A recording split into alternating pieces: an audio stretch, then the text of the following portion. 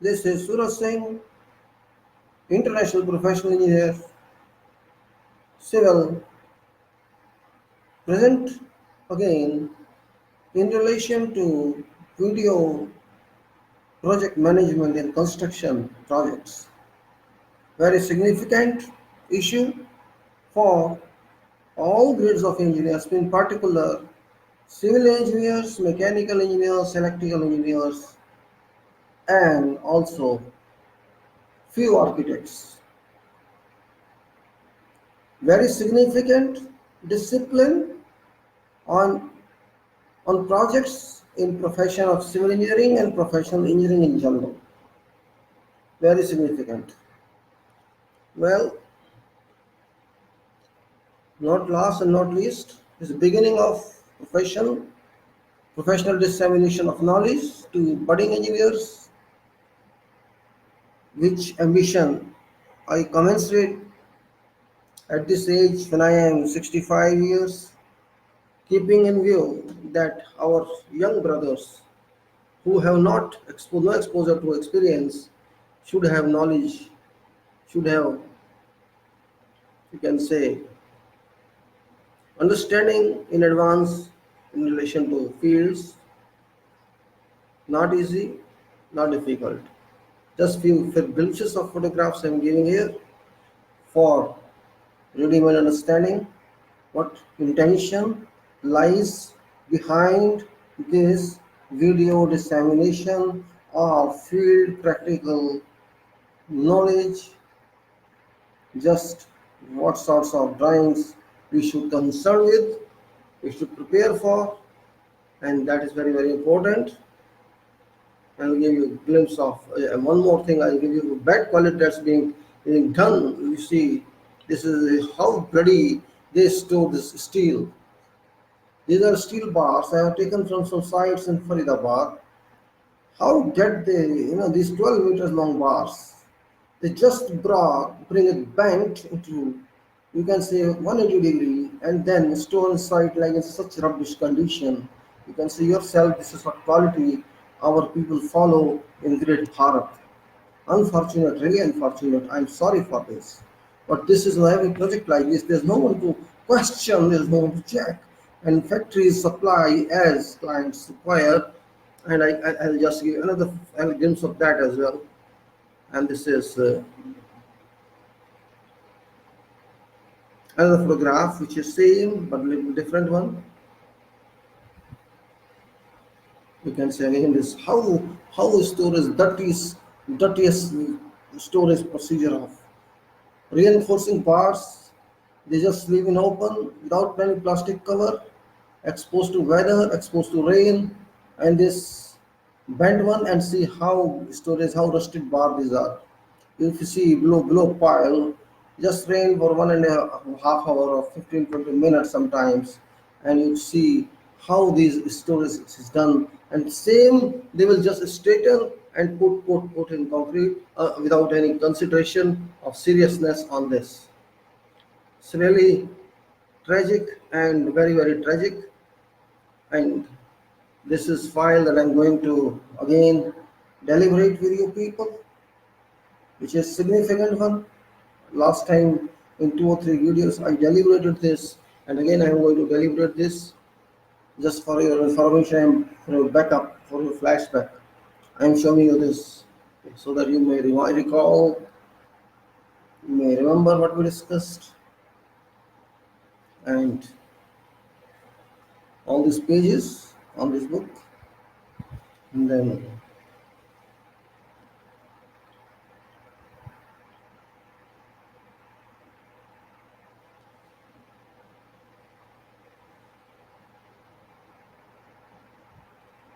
this is again same types of plans, requirement of plans, which is again I will show you so that you remember. You remember, and those who watch this video remember what building is, what building requires is very significant from each point of view. And I'm concerned with this because people don't follow this. They never follow this, but this should be followed. Nobody follows. Unfortunately, no one follows.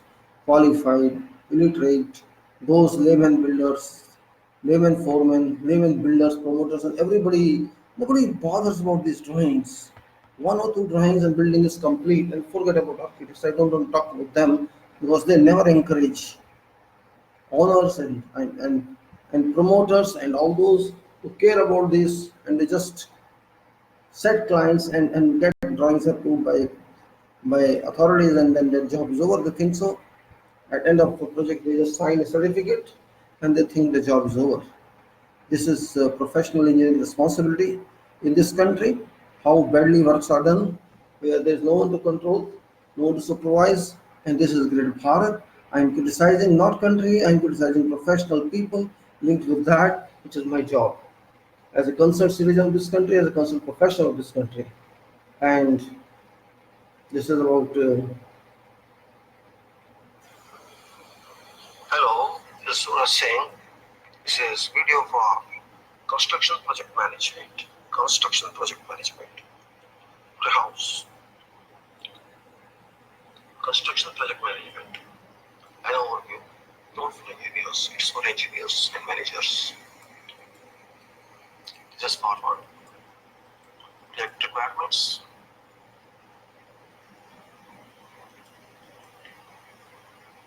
This is customers. Customers for modifications. The legal requirements for implementation. Flaws. Social needs fulfillment. Project management concept.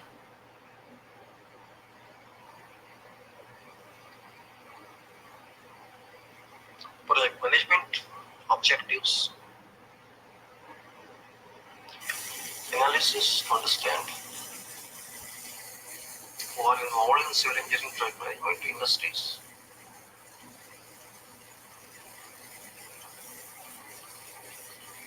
This is part 4, project stages, quality, time, risk factors, risk impacts, risk impacts,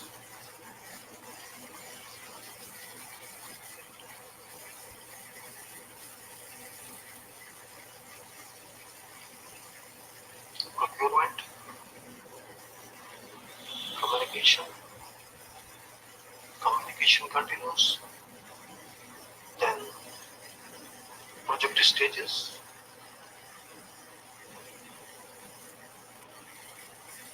stages continue, client and owner, charter permission, etc.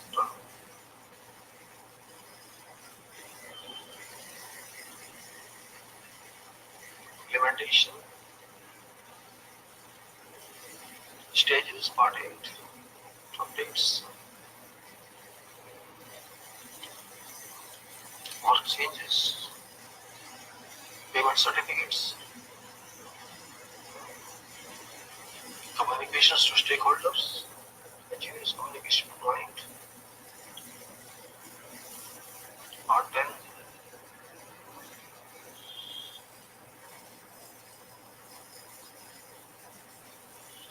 what areas of knowledge has been requested project, project requirements, project initiations, project charter, planning for all stages, execution and monitoring.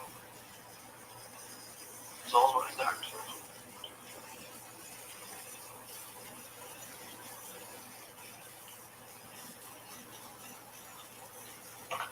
Say like that.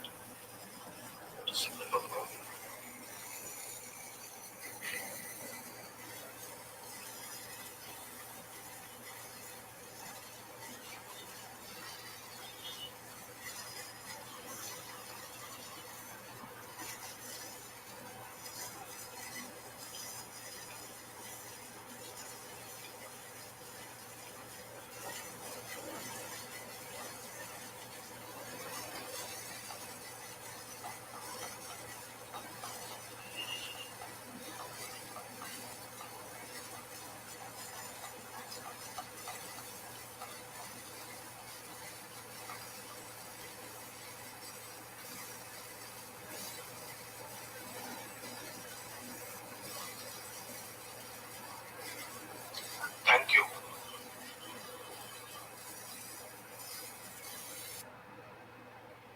Okay, welcome back. Good morning again, dear friends.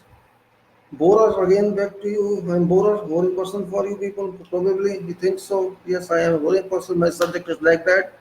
It's out of my control. I can't help it. Subject is very, very boring, but interesting from professional viewpoint. Some things sometimes boring. We have to digest boring. Boring you have to digest. There is no other way out because life is like that.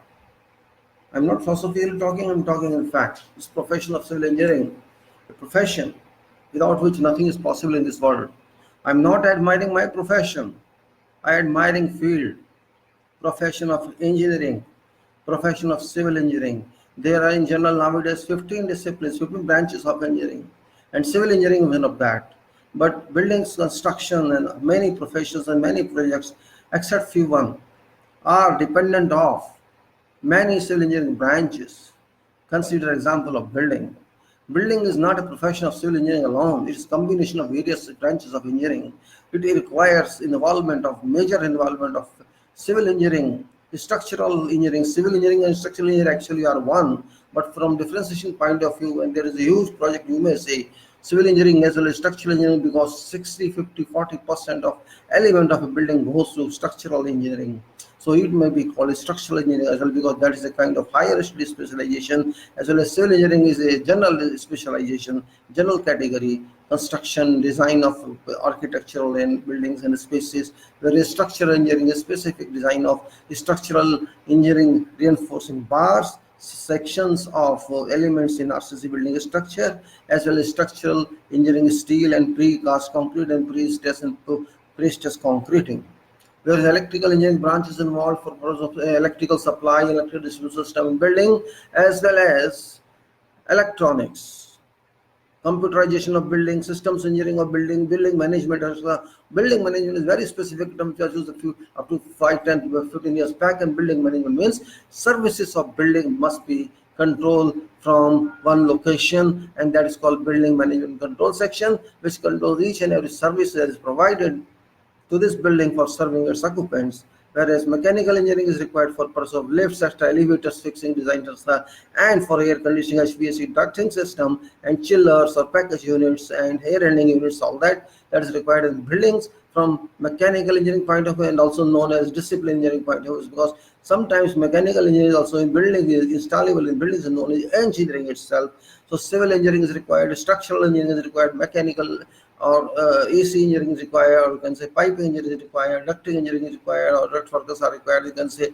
Then electrical engineering is required, electronics engineering is required for purpose of building management point of view, and then you can say CCTV, etc. Many other controls are required in the building, and then there are so many other specialized items the building supports that's required. So building engineering is not simple one thing. It requires complete management of basic engineering services to be rendered by those subcontractors and those engineers who come from these disciplines. So project management accordingly changes its dimensions, changes its broad its vision. When you consider project management, it's not simply an issue of civil engineering or civil engineering, and it is mechanical engineering, it's electrical engineering, it's architectural engineering, it is many other involved fields where some items from various specialized branches come in. It will suppose it was hospital, medical equipments come, and oxygen comes, and many medical gas comes, other things come, utilities come there.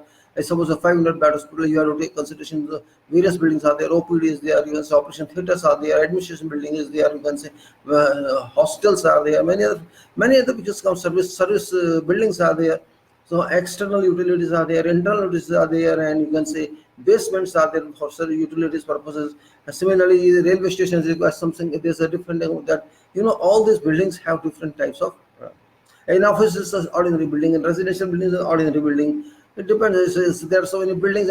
Any onshore project or refinery where it could be usually you can say plant area. There's a equipment foundation that is you may say that vessels foundations, mass foundations, or heavy foundations as light foundation both are there in any process area, and there will be many substations required in process area. There will be seawater basin for collection of water and transfer to various equipments on plants for recirculation, but there is a cooling water called, and therefore maybe water lagoon, etc. There may be many off-site buildings, central control building as well, substations, services building, etc. And there will be further administrative area and warehouse area, And like that, in our project, there is different portion of management, different types of controls, and different types of requirements. But project is always integrated. One is a Similarly, you may say whatever kind of building you have own small residential building, say 1,000 square yard or 500 square yard, it is completely different. But even then, mechanical engineers are required, electrical engineers are required, electronics engineers are required for process and controls,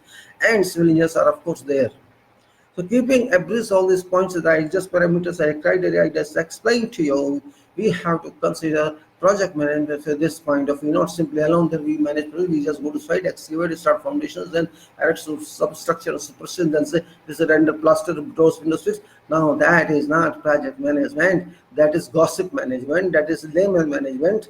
Don't see what happens on site only, see behind that what work was done. There was some design done, there was some feasibility check, then there was some, you can say, quantity surveying check, and there was some many other working drawings were made, so many things are made, and procurement was made. Means there's not one single site exposure. Don't depend on site exposure, depend upon real exposure of practicality of any project. That is what we think of this and come to our mind to organize that all acts of any building from its inception to handover or to clear it to the maintenance or operational stage. That complete route is called project management, real management, and that is different. That varies from one project to another project, and that varies from one person to another person. Every person a different type of style of working.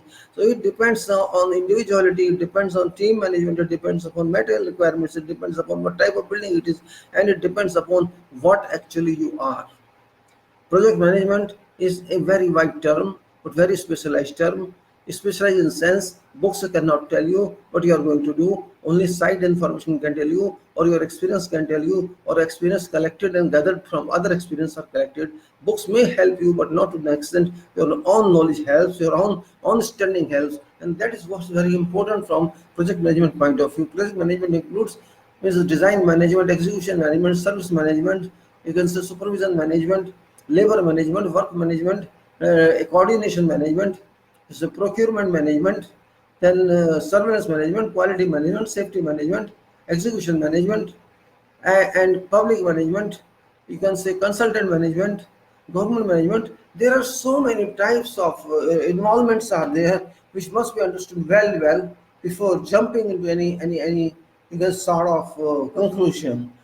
In last talks which I showed to you, there was you can open the file which I just put there for project management note, and regarding which I'm just making this video. This note clearly says construction management. I just repeat it for your memory, recalling construction projects management and overall note, and so written in 2011, and there were some titles, project requirements, reasons, a brief talk. There is project management concept and its necessity, and then there is project management and brief analysis to I have removed that, yeah. A brief analysis to understand how to integrate project plan with required knowledge area. Then it is risk response plan. Sorry, before this is structural sequence of project management of project knowledge area requirements, risk response plan, risk management plan, communication, initiation, project's initial charter constitution, planning, development of project plan, major projects, processes, constituents within planning, knowledge area integration with development plans, client or owner, meeting deadlines to release bid documents, bidder or tenderer meeting deadlines to submit bid, execution or implementation processes, communication channels or process involvement by all relevant parties, monitoring and updates, continuous process during project life cycle, lessons learned from mistakes and incorrect decisions, completion and closing of administration. I just read it from this document. There's serial number 1 to 16 on one page, and page number is this. This is page number 2 of 31. And this 2 of 31 gives you these points which you can go through and read, and these are actually linked points. And when you click this, if you are able to click and your page works, click it and it goes to relevant paragraph. And forward paper was there. This paper talk of real project management only. Contents well known to you, have been inserted in various parts. Project management applications are well known to all engineers, but the presentation is an attempt to refresh readers by a brief description proposition. At the end of presentation, one should feel comfortable about precise refreshing of most aspects of project management. Presentation shall be revised further in future. Then brainstorming postings are welcome. Then you say project requirements reasons. Part 1 it was evolution of society and development. Second was marketing demand for all operating and organization. And third was business need of commercial houses. Fourth was customers require requests of modification. The fifth was technological advances in growth. And sixth was legal requirements for implementation of laws. And seventh was social need fulfillment. Part 2 contained project management concept and necessities, and there are about 7 and 8 explanations. Part 3 is project management. Objective was there. Objective is very important. But what do I understand by professional project management discipline? And it was that there are some points which would be application of our knowledge. We call it knowledge. We learn from field applications of our knowledge, enriched with advanced skills, organization, environment factors and processes, tools and techniques to deliver specific results or services to client or customer in line with project delivery. All deliverables requirements through route of project management plan, execution and change controls using leading and organizing potentials, all integrated with these points are very important point which you must remember and understand. Point number 1 is scope. What is scope? That is scope of project, scope of construction, scope of design, whatever scope of project is. Second is quality, then time, then cost. Quality, time and cost are very important. Then risk. Then risk is there, human resources, procurement, communication plans, etc. Again, I am telling you quality, time and cost are very important. Without quality, time and cost, we cannot do anything. I am just repeating for your question. Quality, time and cost. Without quality, first criteria is quality, which you must be very sure. Don't ignore this. Quality means quality, Quality. If you don't maintain this, it erodes your quality first. Don't worry about project. If you don't maintain this, your quality is gone. Your quality has gone means your personality has gone. Your personality has gone means your professional attitude has gone. Your criteria of qualification has gone. You are not an engineer. You are a layman. You don't know what engineering is. They will simply say you did not do engineering. You just got a fake certificate. You did not study in your university, and you are a fake person, a not relevant person. So quality is a must. Don't take it very lightly. Quality, not a material. I'm talking. You are also a material. Being an engineer or foreman or whatever personnel you are a quality in yourself. You are a material in yourself.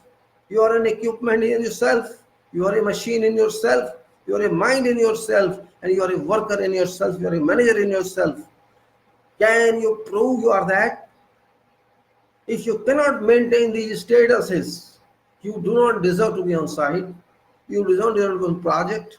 You don't deserve to be part of management team.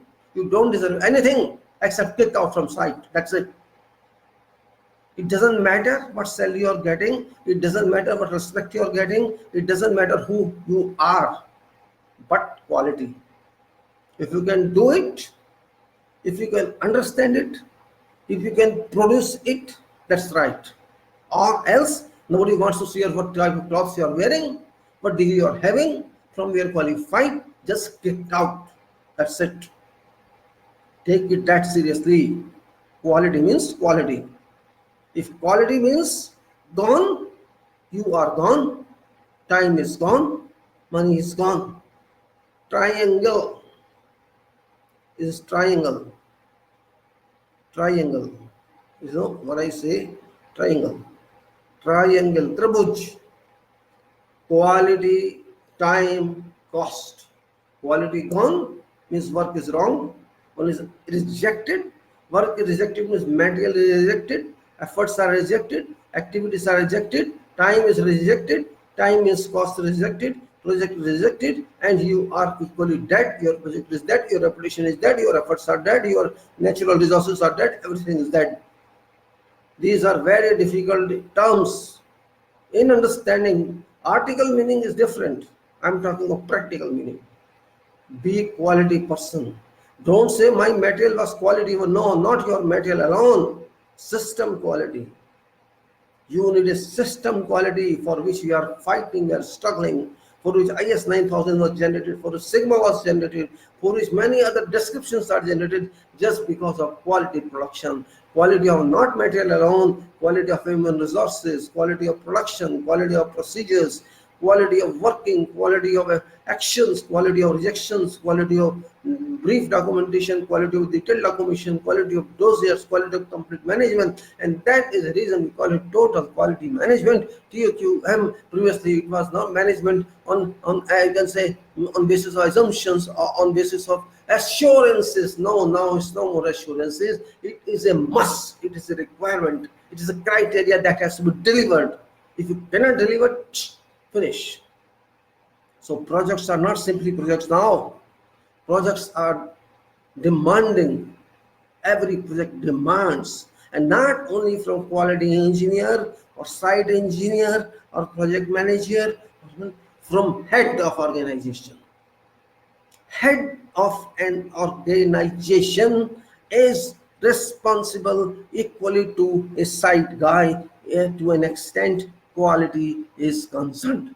Quality, total quality, again I am telling total quality, quality of all subdisciplines, quality of all disciplines, quality of one unit of building, and quality of all buildings, and quality of all whole project. Quality of systems as well as quality of production, all are required. If you can do it, do it. If you can do it, ignore, project can go away. This means it's not only theoretical knowledge you need, it's not only academics you need, it's not only paper reading you need, it's not only that you just understand drawings and understand specifications and something, you have to do it. You must have a potential to carry out these things, these requirements, fulfill them, and then say this is delivery of this, and timely delivery, and quality delivery, and cost-wise delivery. That is the reason this triangle is called quality, time, cost triangle, which is real budget, which is real quality, which is real character of a project, which is real potential and power of a project. And that team which does it is called a quality team. If you can do that, you are welcome in profession of field engineering, or sleep at home, or go to designs. And design people also should understand that this is not simple design. They are doing structural design, but this is execution design. This is also equally significant to designing structural engineering projects, or designing certain project of building, or designing some element of building, because designs work only and they are also quality based. If design is all quality based, designer doesn't understand anything. He just calculates frictions, forces, bending moment, shear force, this and that, and deflection, and seismic forces, and wind forces, and all that, and then all actions one calculates and brings into some chart, and then designs, and then gives drawings to site, but drawings don't result in easy working or constructability exists there, and means design is not thought, is not well thought, is not well based, and just the academic design which got no meaning in construction site. Design should speak, design should tell, design should make life on site comfortable, working practical. Design should not create complications, rather solve complication.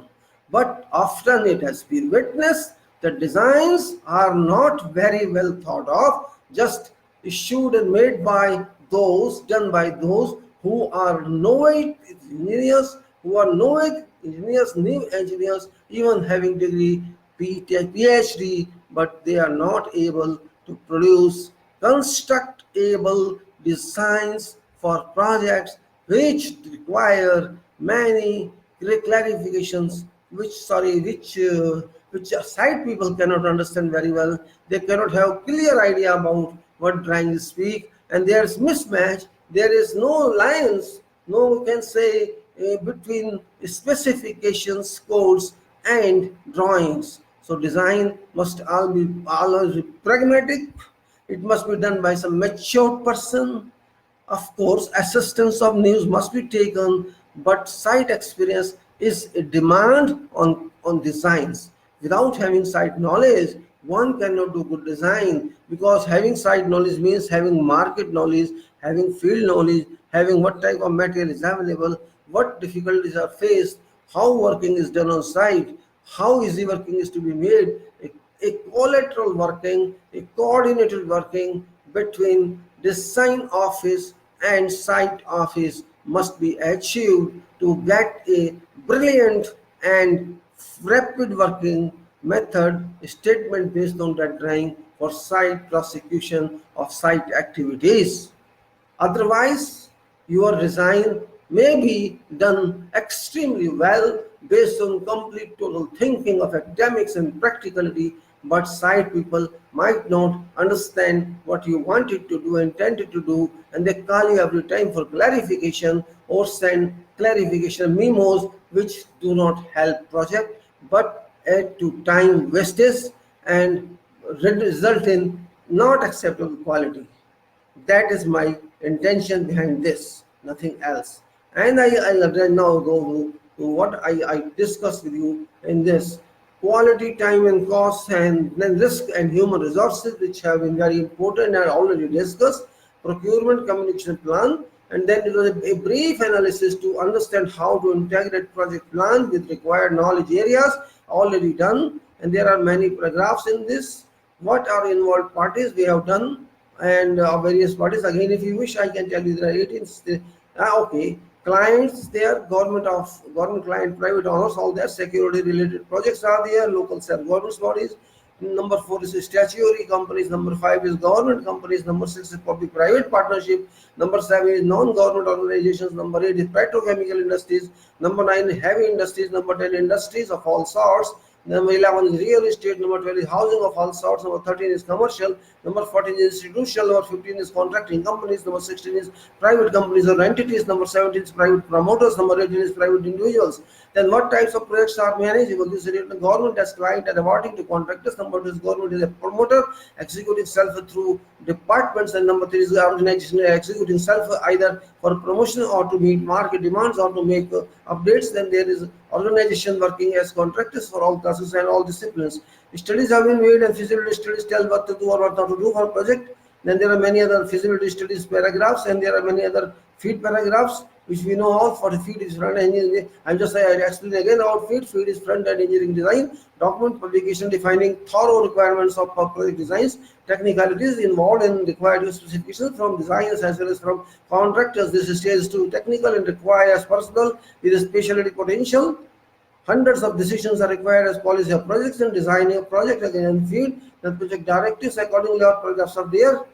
Then project management includes application of understood knowledge, areas found on certain technical processes and tools and technical forms for planned and successful execution of all projects and activities as defined below. Certain knowledge areas within engineering structure. Part 4 comes herein, which says the project stages are, which stage is initiation stage, planning stage, execution and implementation stage, monitoring and updates stage, completion or closing out followed by maintenance operations. Again, I'm telling you, initiation stage, planning stage, execution or implementation stage, monitoring and updates stage, completion or closing stage, out of following number structural sequences of project management, knowledge areas, the scope charter I had discussed with you, then quality standards to be achieved discussed with you, time significance factor governing project stages discussed with you, then cost effect all parties involved is discussed with you, risk factors discussed with you, risk impacts due to change in scope discussed with you, risk impacts due to changes in quality standards discussed with you, then risk impacts due to changes in schedule time already elaborated, risk impact due to changes in cost already, risk impacts due to partly unknown scope discussed with you, risk response plans, risk management plan already discussed with you. Then we go to further, and human resources affecting cost, time, manpower, quality standards are deliberated, cost element is scope, then the required plans, then move out, and then motivation mobility, and then there's procurement, deliveries of material and equipment completely discussed with you. And you are moving on to communication, transfer, conferencing, electronic media. Communications, transparency, conferencing, electronic medium. Who should get it? Most significant parts of project management role. Responsibility, communications, foremost job in management discussed with. Then we go to part 5, project stages. In project stage, we had discussed something. Again, I'm telling you, initiation was discussed, and then planning, development, etc. And then we go to further one. That is project stage, project including continued. Then client or owner. Yes, we just here. Again, part 6 I'm reading again. It is page 19 of 24. For refreshing, I'm just telling you project stages of processes include continued initiation, planning, execution, implementation, monitoring and updates, completion or closing and administrative controls followed by maintenance. Initiation, planning are affected by both parties. Clients are owner, bidder, contractor is defined for foregoing in addition to those constituents of various processes, both undertake certain processes in client or owner meeting deadlines to release web documents and just reading what is required in this client or owner, what client or owner to do in this connection of project management. These are pluses. I am just going to tell you what are pluses and minuses. I think I'm not speaking fast. You can say maybe you understand what I'm saying, because I'm going to again reinstate where I was last time we stopped, so that we can continue for this video. And maybe I like to finish it as soon as possible, because it's only video number 6 and I don't want to pull it further so that you get more and more videos. I will just I will finish it as possible today. If not possible, then maybe one more video I like to prefer, but let's say about this.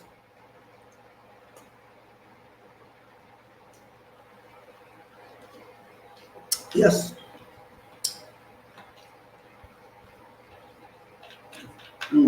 Feasibility studies we have done already. Feasibility studies, budget provisions we have done, but here feasibility studies are different because we are talking about client and owner. Client and owner has different kind of feasibility, because client is main, owner is main, owner is client, and client is owner. Client means client can be engineer there also. If owner appoints an engineer, then that person becomes. Now here we have to understand what first of all an engineer is. You may be confused otherwise.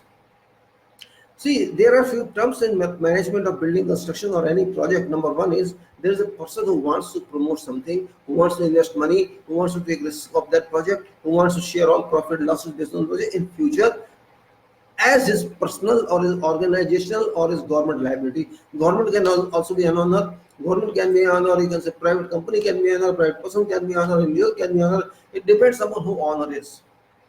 Honor shall be there irrespective of whatever happens. Project shall the project progress, project delivered, not delivered. Honor is there, totally there. Liability is with honor. Accountability is with honor. Profits and loss with honor. We call honor also a client. Client means for us, for engineer, for professionals. There is a relation between honor and professional that may be called client, that may be called by any member, or may be called engineer. Now, suppose I am appointed by some person, company, or someone that you are engineer of my project. It doesn't mean engineering from university degree. It doesn't mean that. Be clear. Why? Here, engineer means a professional, a responsibly educated person who got certain backup from engineering education, from practical experience, and in general, just like a doctor and patient relations, there exists a relation between owner of a project or called promoter of a project to an engineer on contract. Engineer on contract. I'm not calling engineer alone. You may say contract engineer.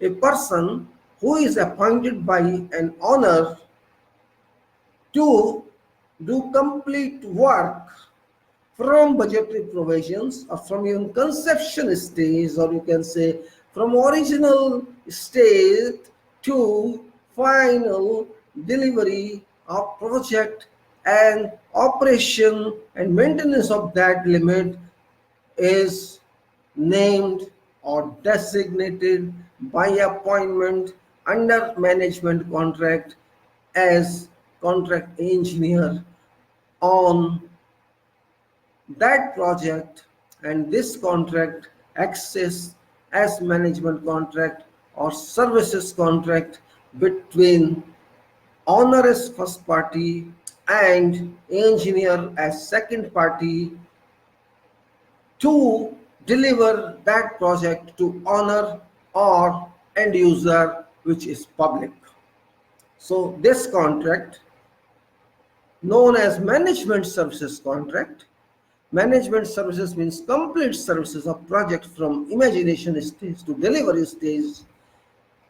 This is called project, and its responsible professional is engineer who executed, who got agreed with owner as first party and engineer as second party on management contract. And this engineer shall be placed on construction contract or on design and construction contract that exists between owner and contracting party.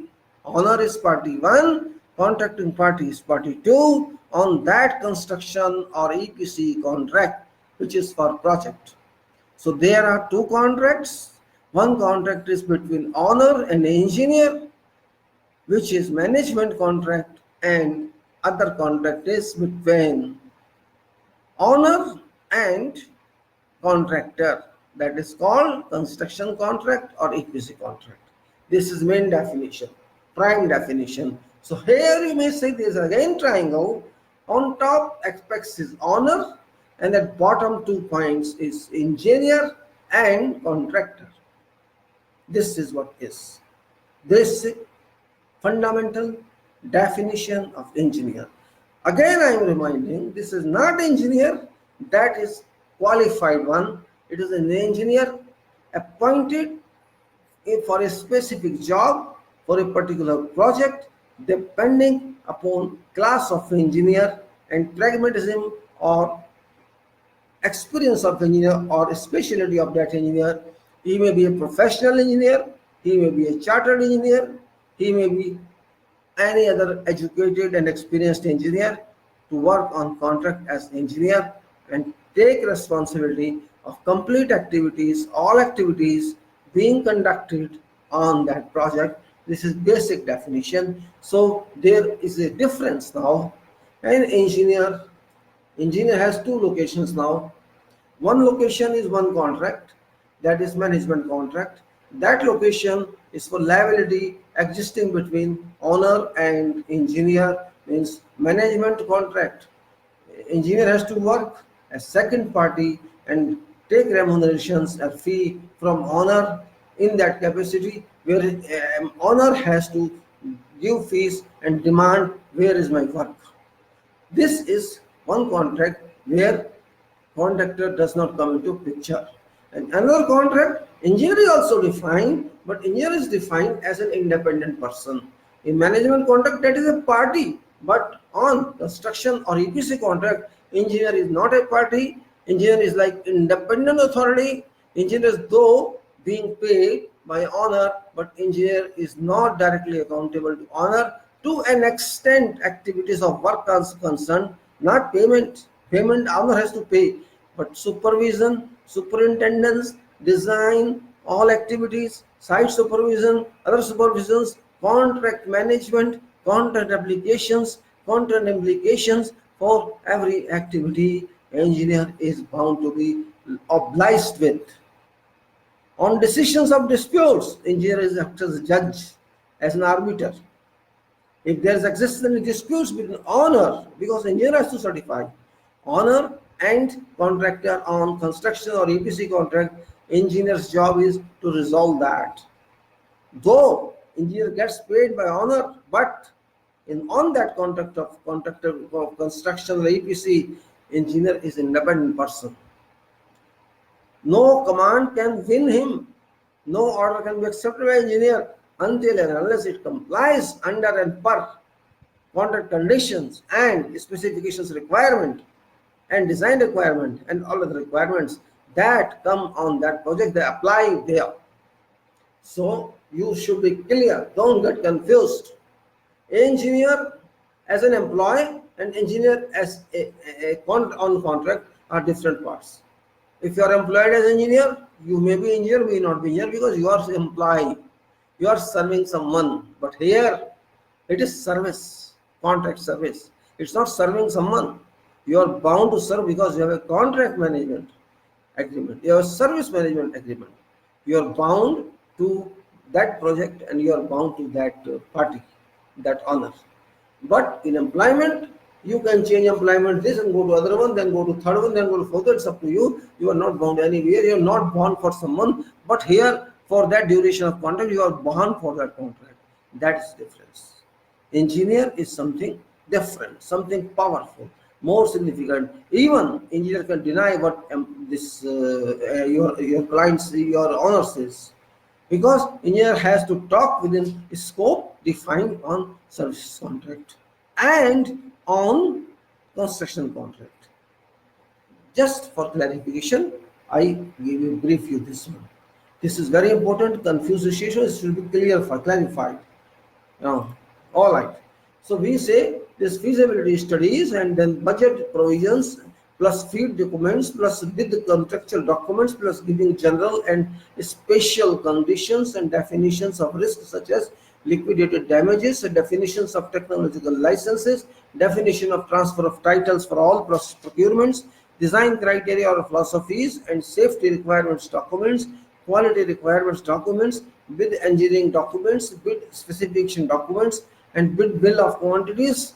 In addition to bid processes, bid coordination plus clarifications, bid acknowledgement, post-bid negotiations, bid rejection and award or award if bid awarded, appointment of contractor, appointment and formal notification of engineer and resident engineer, authorization of engineer powers, delegation of resident engineer powers, and constitution of project supervision team. And if bid rejected, invitation of bid again, that could amend provisions within bid documents. So these are for clients. Once again, we start now. Feasibility studies, as we did in the beginning, is a job of original job. This is done by contract, by not by contractor, by engineer or by owner.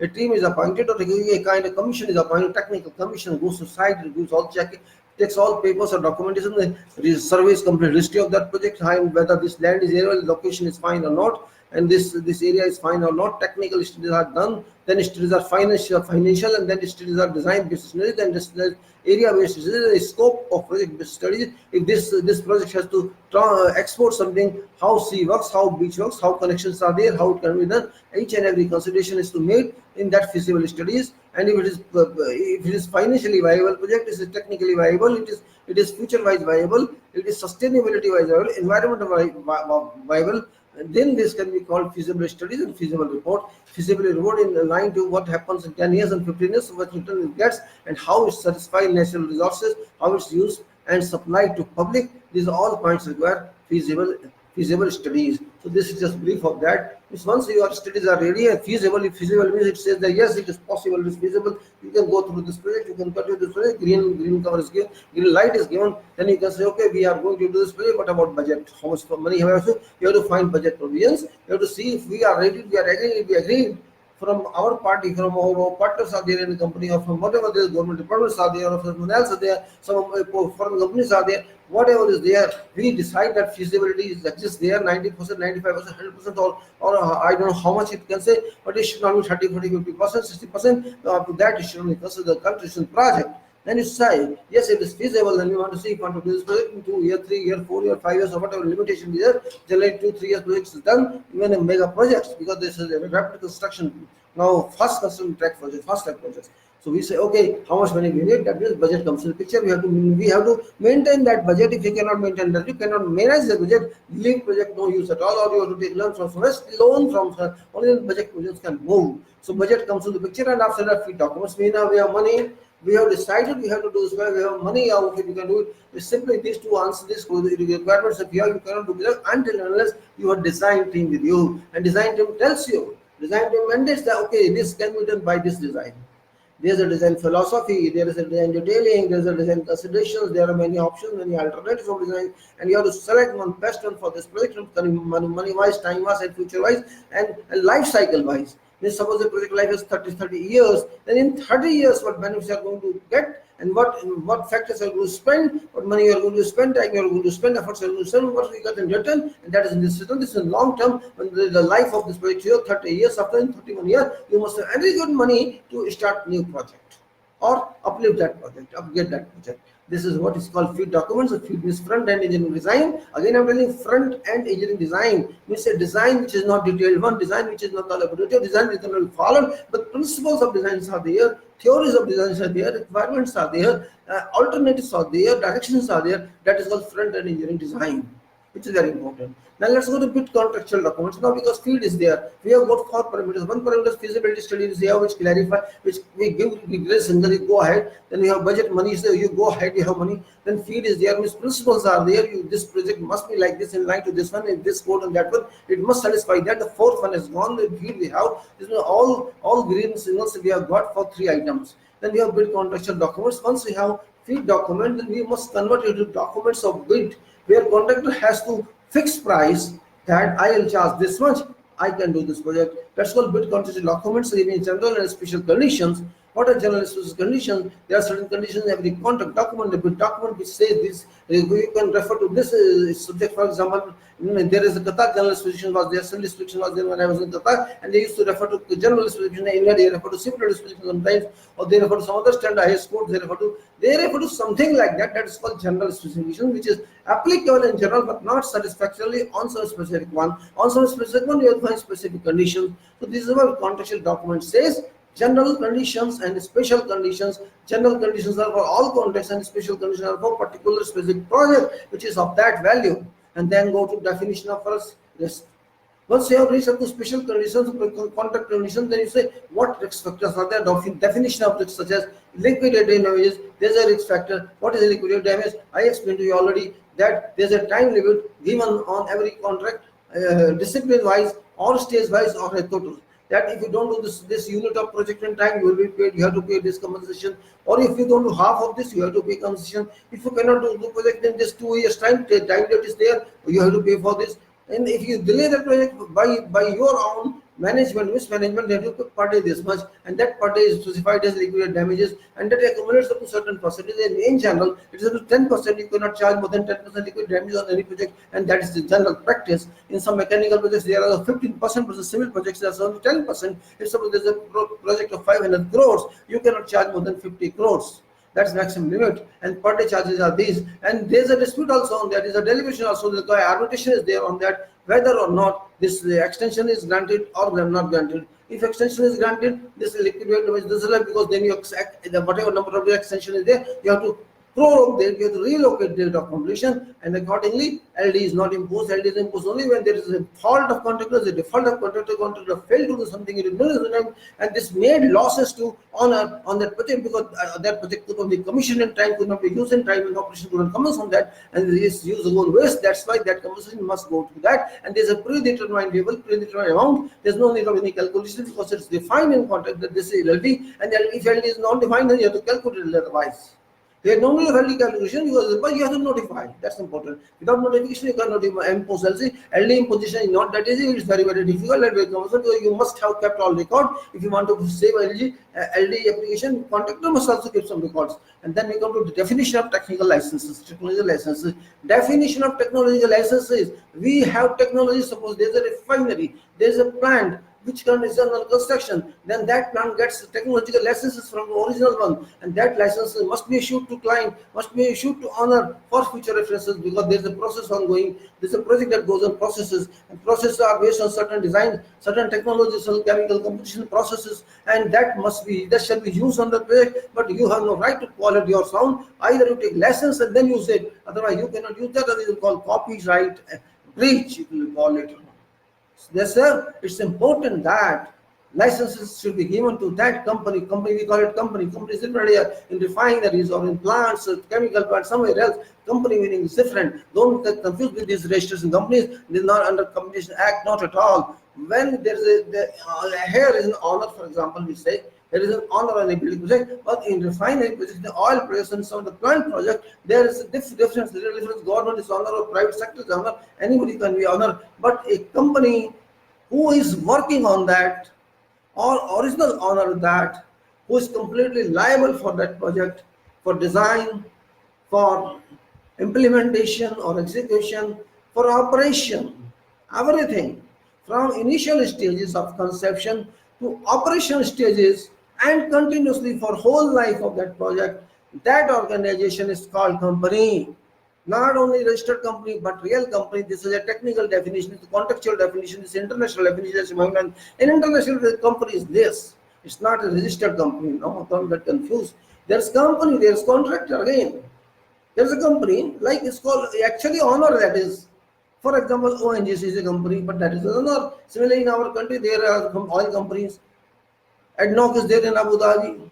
It happens everywhere is there, some company, somewhere. Baruch is there, it was there. So all LNG projects, there's different companies. These are honors practically, but they are known as companies. For your information, I told you because I was also not clear when I was working in field. So this is that one. So let's go to next one, just to understand.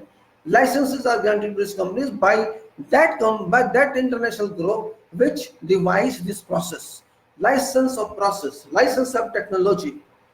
Because what happens on oil projects, on onshore projects, what happens that every plant operates based on certain technology, complete chemical engineering, you can say, chemical theoretical engineering, chemical fundamental engineering, chemical thoughts. There are so many processes involved on every project. There are many trains on every. Trains means not this train of units, train of various vessels connected in a series. Trains of these equipments, you can say, these machines, you can say, these vessels, whatever is there in line, one circuit, then goes to another circuit, and goes to third circuit. Say there are 3 or 4 trains. These are based on certain chemical processes, design of those processes, theory of those processes, technology of those processes, and these are patented one by those who invented this or delivered that. That company is having ownership of that, copyright of that, and that copyright must be transferred to a person or a company who is going to operate that project, that plant. And that is called transfer of technology or licensing of technology, and this is that license we are talking of. Which they give for a particular period, you use technology, and that is license. Right? I think it's clear to you. Now, definition of technology, I have told you. Definition of transfer of titles for all procurements. So, as procurements means, let me clear again why I'm calling this definition. As a contractor, construction contractor, or EPC contractor, EPIC contractor, it is your duty to procure each and every item to be used on this project as permanent one. I'm not talking of technical, I'm not talking of proprietary. Technical and proprietary are different. They are removed from site. Technical items you bring for supporting this structure, something, these are taken off from site when you clear site and hand over. As well as for those preparatory works, for example, setting you bring other metals you bring, so many metals you bring to site for doing work, for carrying out all works, and those preparatory and temporary metals are not meant for permanent use on site, so they shall be removed from site sometimes in future. But those metals which are going to be permanently included on items, those cannot be removed. These are part of that project, and they shall live until this project operates. It will be 30 years to 40 years or whatever number of years. It requires that, but you got hundreds of metals or hundreds of billions real or dirham or rupees. You bought in your name because you are a purchaser. Who's purchaser? At time of purchasement, first purchaser is a contractor. If it is in this contract, you buy yourself.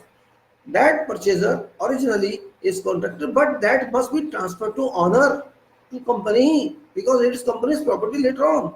So that is called transfer of title. That title we got is contracted from say USA. From USA I got something, from France I got something, I got delivery of machines. Those machines came into my name because I paid to them. They my organized contractor's name, then contractor has to transfer that title formally to company or to owner, and that is called transfer of title. Right. Now let's go to something else. Design criteria or philosophies. Yes. Design criteria. We know designs, all know designs, but here is not one design. It's a sequence of designs, a chain of designs in process trains, in other administration buildings, in off-sites and on-site utilities. Every there is complete kind of different designs. What do they do in field documents itself? These are included that this is principle of design for this structure, this is design for that structure, this is design for offsets, and this is design for onset, and this is designed for process area, this is designed for client area, this is designed for offsite area, this is designed for warehouse area, this is designed for administration area, this is designed for this area, and this is designed for internal area, this is designed for external area, this is designed for furniture, this is designed for this item, this is designed for this item and that item. This is what is defined here, and everything is defined in details. Formulae are mentioned, codes are mentioned, everything is mentioned. That is criteria. It doesn't mean you have to stick to that, you have to comply with that. And if you have a parallel criteria or an alternative, you can include that also. That is what design criteria is. They will write codes from USA, they will write codes from EU, and they will write codes from some other standard institution. They can include that, but that has to be done accordingly in future when you prosecute project. That time they will consider. Philosophies are there. They may give philosophy. This can be done this way, or you do this way. It's up to you. But whatever you do must be done accordingly by approvals. Then there is safety requirements documents. Safety. They say safety first. They say if you know safety, there is no pain. They say if you know safety, there is no pain. If you don't know safety, you know safety. There is a phrase like this. Safety is first. This is main criteria. Safety is first is main criteria, but this criteria doesn't mean safety is first in proprietary authority. Safety is first from working point of view safely. Work should be safe. People or human resources should be safe. Equipment should be safe. It should be hazard free. It should be accident free. It should be efficiently done. And it should assist each and everyone on project and wherever project activities are moved, and all, not contractor alone, all owners people, contractors people, vendors people, visitors people, whosoever, they must know how to keep safe, and that is called safety. And all this must be documented in this way or in that way, and that is called safety documentation. It can be very complicated document, very descriptive document, very elaborate document, very clearly speaking document, or it may be very small document like safety training, safety toolbox talks, or safety something else. And these are very, very, very outstandingly required on sites. Otherwise, site cannot move. That is what is intention behind this. Also, so we are saying safety requirement documents. Let's go to quality requirement documents. Safety is fine. Safety is there. Quality requirements documents, again same thing. What is quality requirement? My dear sir, what is quality requirement? How many of you know? I explained what quality is all about. But it has to be done. It has to be produced evidently. Who shall do it? How shall be done? It's all we do. Contractor does, employer does, all do it according to their scope of work. It has to be done. If I am a contractor, I have to prove via paper documentation, via demonstrations, via drills, via activities working, that I have done this work according to requirements. But what are requirements? Requirements must be mentioned and produced by quality department, quality body, quality section. Again, remember you, I remember you, and you remember me, but we don't remember facts. Quality, material quality, and system quality, or work quality, or application quality, resources quality, quality of equipments, quality of site, quality of culture, and quality of everything. Culture doesn't mean cultural of religions, cultural of working, go industrialist activity. That is all I'm saying. Everything must be documented from start of a project to end of a project. When you start a project, you have to completely document quality-wise every activity. From quality department, quality engineer must do that, quality manager must do that. Each and every week, all formats, all inspections must be recorded. Requests of inspections must be recorded. Requests of procedures must be recorded. Processes must be written and approved and must be followed. Remedial actions must be recorded. Defects must be recorded. Actions taken must be reported. That's all required. And supervision document recorded, inspection document recorded, reports are recorded, and you can say design changes are recorded, new changes are required, these are recorded. All this must be documented each and every time regularly from week to week or day to day, and must be made a dossier of documents at time of handing over project. That is called quality documents. Very simple. Then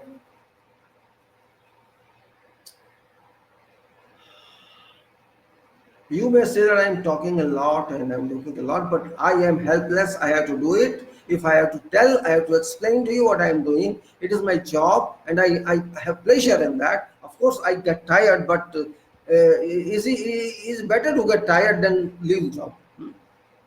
So we come on to bid engineering documents, and then bid specification documents, and then bid bill of quantities.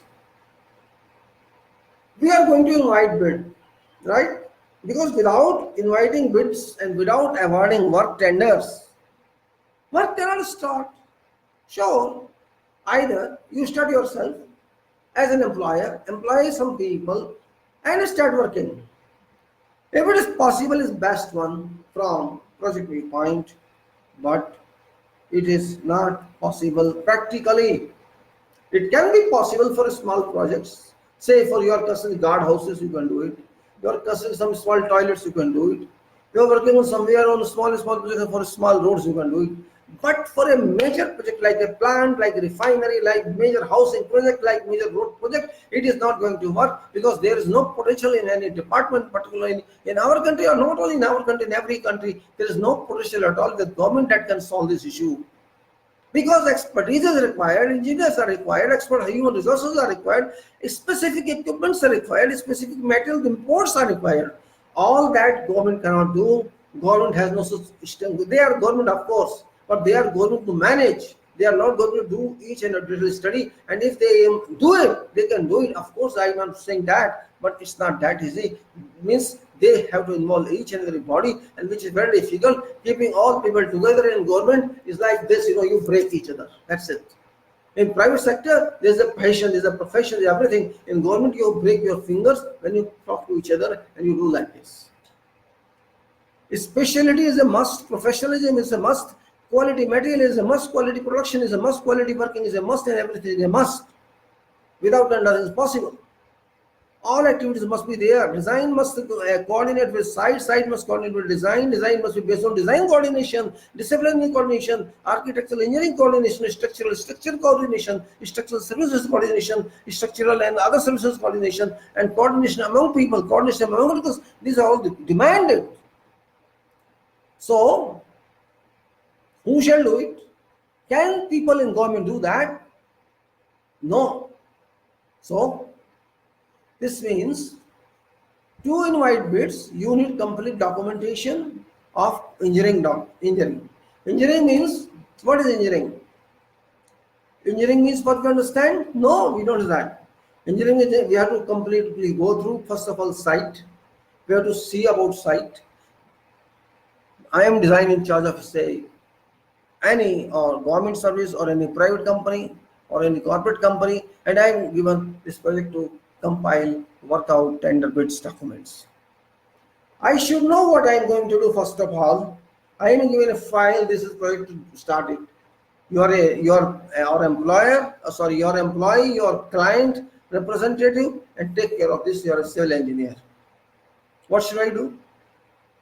I am a civil engineer. Say, I am given assignment of this project from employer point of view, from owner point of view, and I am appointed their representative as engineer.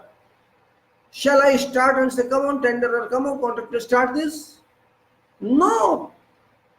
First of all, I have to study this project. If I don't know this project about, I have to see complete file, I have to see complete requirement, I have to see complete charter, I have to see everything and understand first what is my job to do it. It's like I have to go to complete scope, technical scope, financial scope, future scope, and then I must visit site, location. I have to see what feasibility report says about this site. If feasibility report confirms that this site is fine, I have to understand more on the site. If I feel that no, there is something wrong in feasibility report, then I have to relook on that, I have to resurvey that.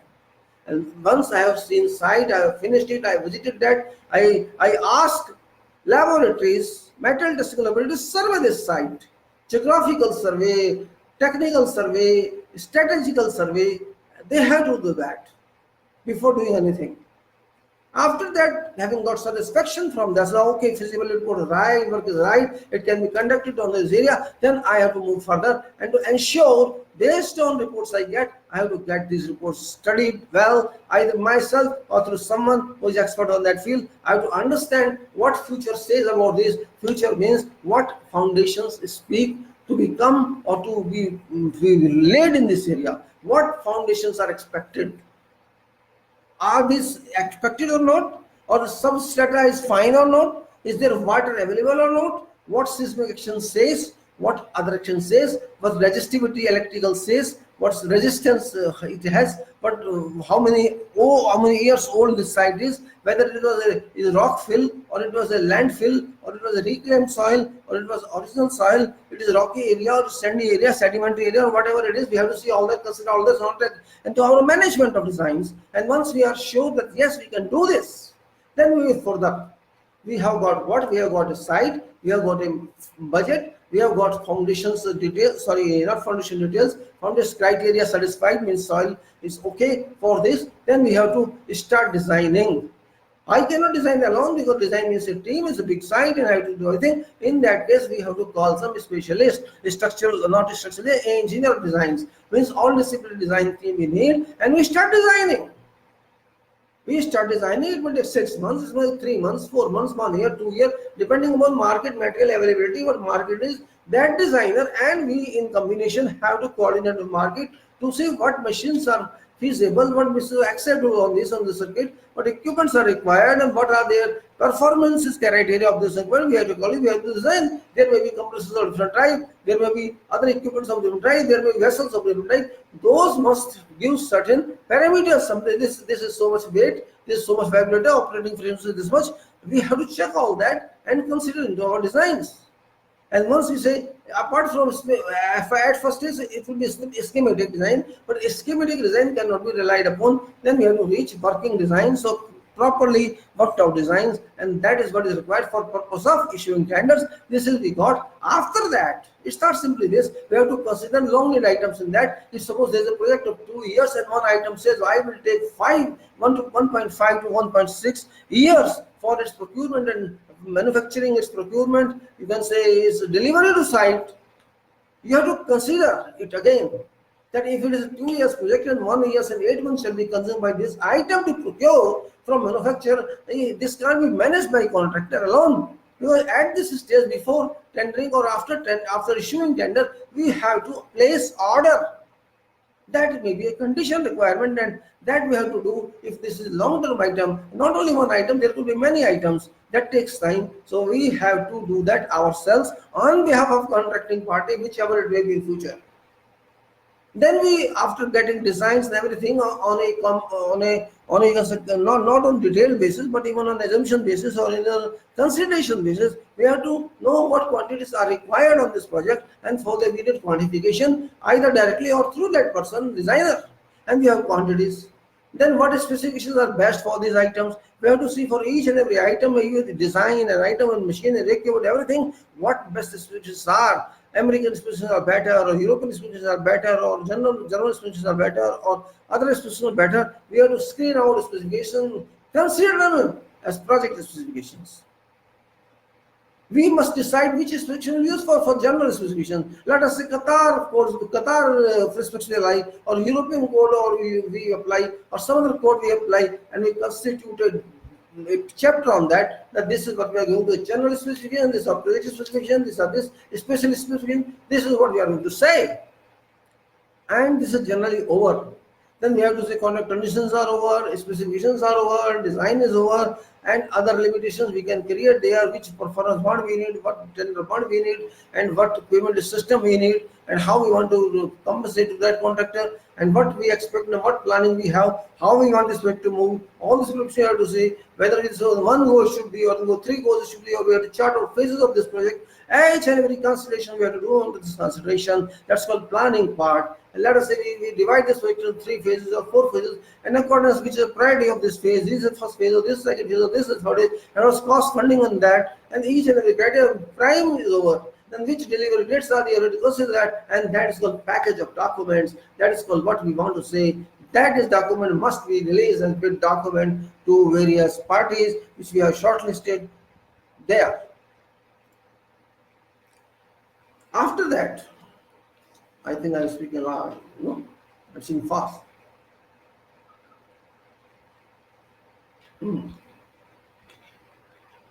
So I say, bid documents are over, bid contracts are over, and documents are over. So we are going to say that invitation to bid is given, the shortlisted tenders, bidders, and then bid process goes on. These people collect bids, these BOQs and all documents, and we give time, 6 months, 3 months, 4 months, depending upon this, and we extend time also, and that is called bid process. There shall be raised many queries from contractor to engineer or client in relevance to whatever issue they think there is a doubt, unclear, not understandable, and those questions has to be answered. All those have to be answered from time to time, and scope can be revised also from time to time, and then again answers has to be given. This is not, you cannot say no. Then bid coordination and clarifications. This is all called bid coordinations and clarifications. I said during bid process itself until bid is submitted, right? Then bid acknowledgements. After that, bid is submitted, you have to issue acknowledgements. You have received this, and we will let you know what happens. Then post bid negotiation. Yes, bid have been submitted, bid has been opened, technical bid as well as commercial bid, and list has been made. After that, there may be some person who is lowest one, but only checking into lowest one criteria is not professional. We have to see consistency and competency of each and every bidder. That is very significant.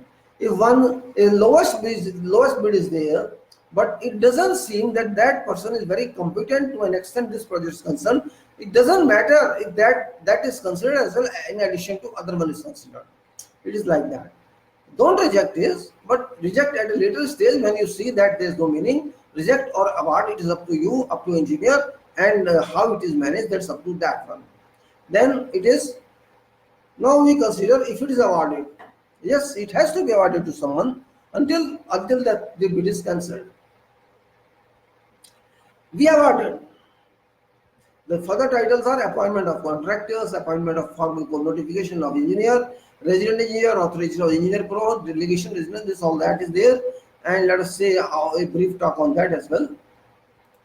Bid has been received, this has been scrutinized, is checked in, this has been found out, this is lump sum contract, let us say.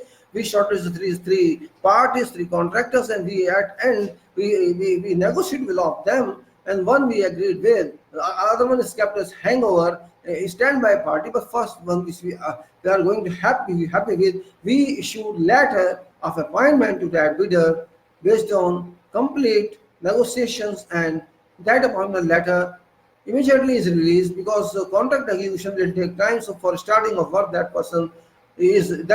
company, that organization issued and nominated as or appointed as contractor for that bid. A time is given in that to have complete execution of contract as well as practical start date of that project, and kickoff meeting is invited on that. So that is called project process starts. Means we have ordered a person or a party or an organization to be designated as contractor, and in that letter itself the name of engineer is also mentioned, and that engineer shall superintendent and supervise completely that project. This is what is intended with. There are some confusion about this.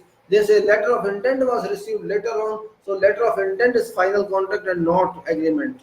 There is some confusion in that. Let me clear it. Letter of intent means we want you to do this contract. That is letter of intent. If you don't issue anything after that, that becomes contract itself.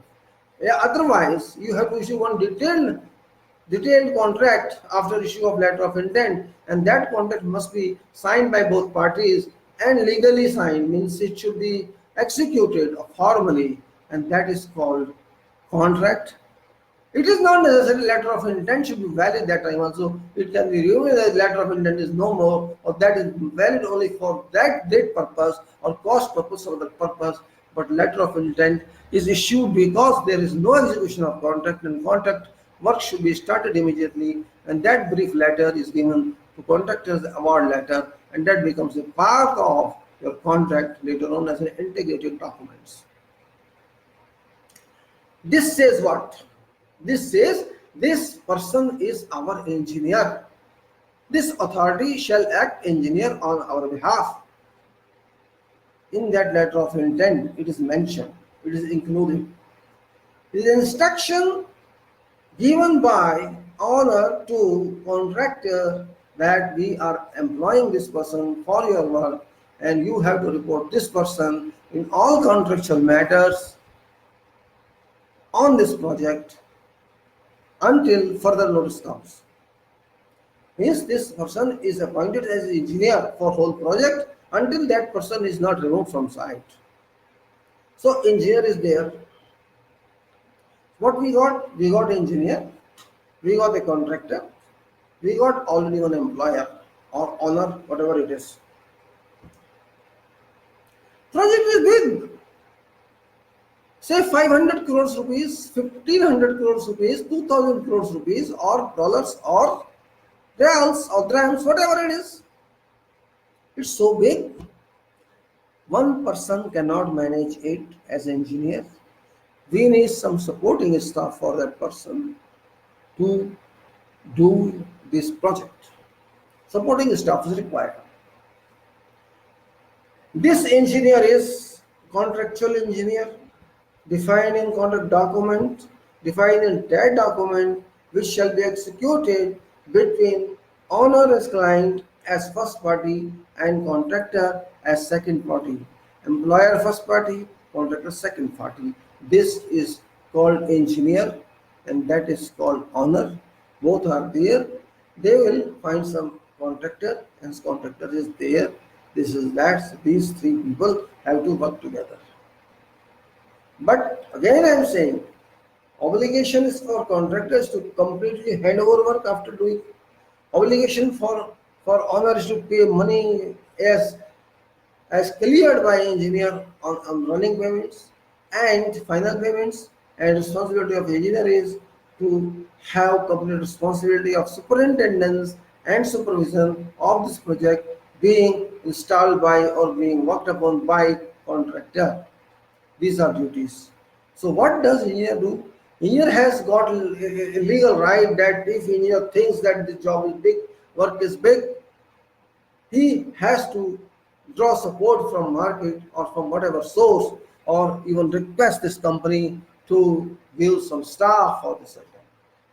So whoever and however engineer gets a direct representative for him, that person is called resident engineer or representative engineer in first go. That engineer details out some responsibilities for this engineer, resident engineer, and informs contractor that this is our scope of work in engineer and resident engineer. Resident engineer represents engineer. It doesn't represent client. Resident engineer is a working engineer, is a working supervisor, is a working superintendent engineer. Resident engineer got no authority to change finances. Not at all. Even engineer got no authority to change finances. Only authority that financial changes are required and can do is client owner. So this is what resident engineer is. Resident engineer is responsible for site working, complete activities, correctness and everything, and also movement of traffic according to requirement, and force contractor to encourage work, otherwise work cannot be completed. This is criteria behind this. So we said engineer and resident engineer, all that. Appointment of found notification engineer, yes. Authorization of engineer powers, yes. Authorization of engineer's power. This is also very important. It is duty of owner or client to intimate contractor that we appointed this person engineer for this job and his authority is limited to this one. He has professional authority in all respects, but certain financial authorities which employer intends to keep with himself or herself, engineer is given that part of financial responsibility which relate to activities of certification of items, certification of whatever item, certification of material, certification of everything, where there is a risk of only being overruled. Otherwise, there is no risk. If an engineer is sitting on site in the morning and he asks for curing, people cannot ask him where is the money because he has already taken money. Like you are a citizen of this country. He is a citizen of this country. He draws money like that. You cannot do that. You cannot help that. So this is that. Now, authority of engineers. Yes, authority of engineer. Engineer here, as he contemplated and agreed that complete responsibility of site technicalities, site management, site discovery of designs, and site everything else, and agreed finances. I'm not saying unlimited finances. Agreed finances means finances named in budget, named in bid. That portion is absolutely originated with engineering contract for purpose of accountability, liability, and everything to an extent professional contractor is concerned. That engineer is responsible and not resident engineer. Resident engineer is not responsible for any design, any finance, etc. Resident engineer is an assistant to engineer on behalf of contractor, and this engineer instructs resident engineer, you have to work like this is your job description and this is my job description, you have to deal with this, you will pay this much per month, and that is what is done.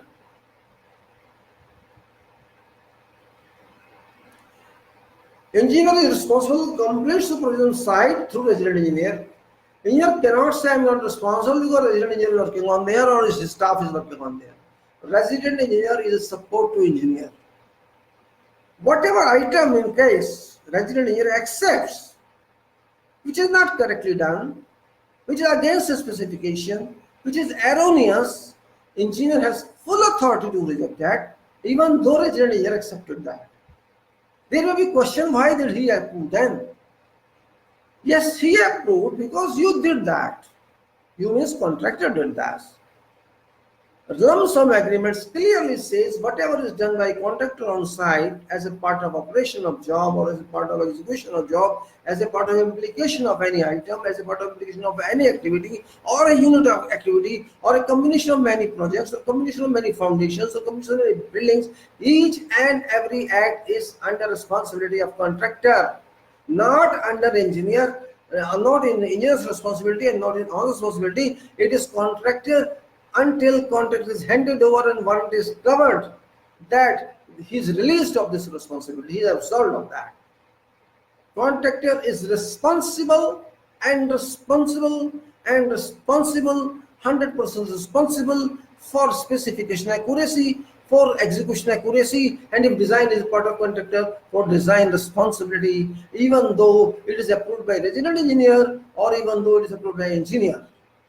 Because he is charging for that. It is his material, it is his working, it is his responsibility, it is his responsibility and warranty. He cannot say no because you approved that, I am liberated. No, a contractor cannot be liberated because he is a manufacturer of this item, he is a producer of this item, it is his job, his job. He has to do it. He has to take all responsibilities of failures and success.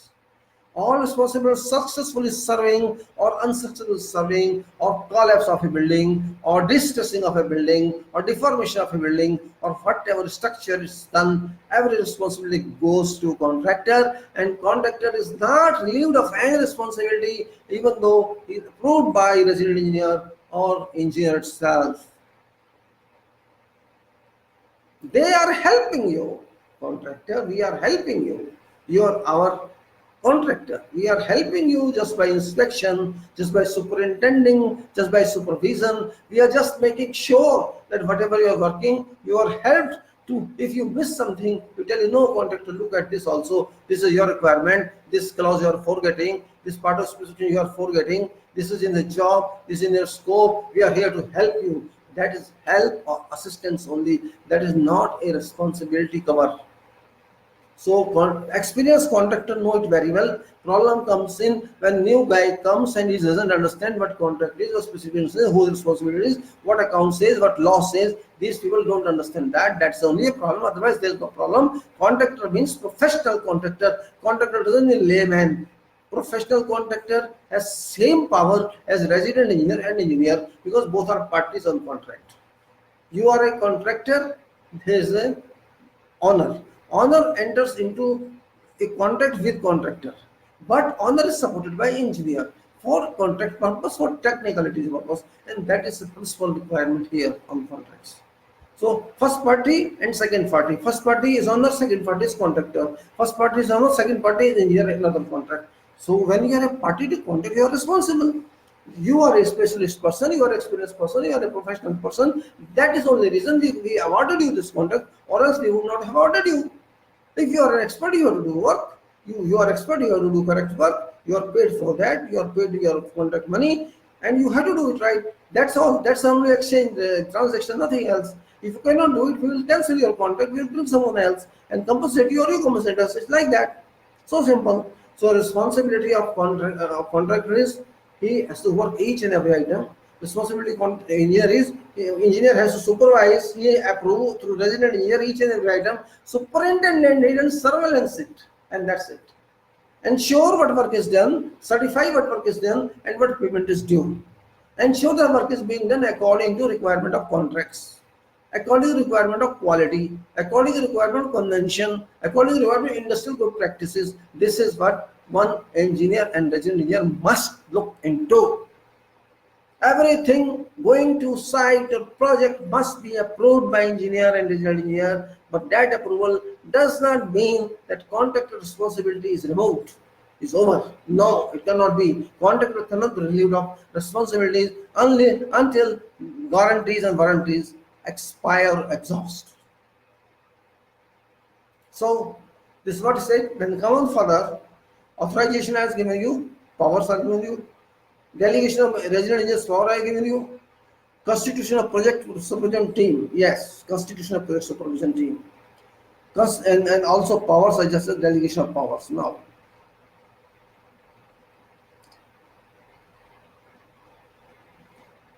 supervision team, engineers team on site or project. Before that, one more thing I explained that even engineer cannot change any finances on contract or budget. If this X amount approved for this contract, that should not exceed until approval is taken from owner, because that money can be paid only by owner, not by engineer. Engineer can certify that money, can recommend that money by valuation certification from time to time. This money should be paid to contractor, but approval of original fund should come from owner because it is a fund from owner, or you may say government. Until budget is approved, engineer got no authority to change that amount included on contract lump sum. And constitution of site team of supervision. See, there are two teams working on site. One team is from contractor, which team is execution team or prosecution team. That team is real working on site. They are physically working on site. They work on site. They have to comply all works on site under site agent, or you may call it project engineer, or you may call it project manager. But they are reporting to whom? They are reporting to resident engineer. Resident engineer reports to engineer. So resident engineer is head of a team on site, and that team with head report to engineer. This means there is a team of resident engineer on site. Site is big, resident engineer is one, resident engineer specialist one. He may be a civil engineer, he may be someone else, but he is an engineer of that discipline, of that specialization, which this project belongs to. This project can be mechanical projects, mechanical engineers there. This project can be very small building project, then architect can be there. This project can be gigantic mega project of involving all engineering. There can be an engineer, civil engineer. there can be structural engineer. It depends upon what type of project is that. Resident engineer is there. He is representing project in capacity of engineer. He is supervising each other activity. He is coordinating with contractor. He is coordinating with engineer, and that is called resident engineer. But he is supported by many other engineers, like contractor supported by. Means he needs supervising engineers on site. He needs quality engineers on site. He needs safety engineers on site. He needs planning engineers on site. All engineers are required on site on behalf of resident engineer, and that is constitution of a team. These are called discipline engineers, specialist engineer. Structural engineer is there, planning engineer is there, architectural engineer is there, civil engineer is there, design engineer is there, or a special item engineer is there, or contract engineer is there. All those occur on resident engineers team as well, and these are called in contractual engineering assistants.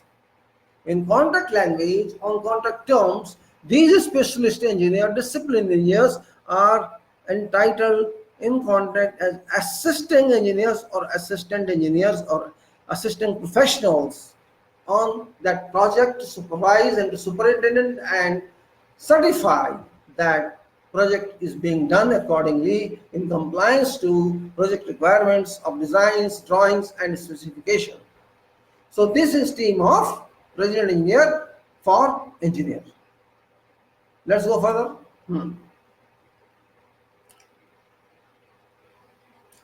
Constitution of project supervision team is over, and if bid rejected, yes, there is a point when bid is rejected. What to do? Of course, this is sad, this is regretful that bid is rejected. If suppose the engineer says or owner says, no, I am not happy with this. These 5 tenders which we received do not comply with what we intended to get, or these standards, these organizations, these bidders, or their proposals are not satisfactory.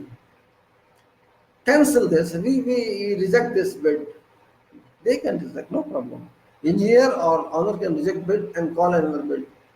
No claim can be raised if bid is rejected. This is part of business. You may lose some tender. You say, yes, I worked a lot on this tender. Doesn't matter. It's gone, is gone. You have to go for another bid. And whatever you thought that this is not bid one, there's some missing item, you can take that further and make other do it like. So that is conventional, nothing else. Now we are going to bidder or tenderer meeting deadlines to submit bid. So engineer's role has gone, and we have also gone to page which one is that? 19 or 31. So we are doing very slowly. So my dear, we are now reaching bidder, which is really problematic and hard worker, and you can say risk bearer. Engineer is not risk bearer, is a risk bearer. So bidder or tenderer meeting deadlines to submit bids. Let me read first. What contractor does or what bidder does.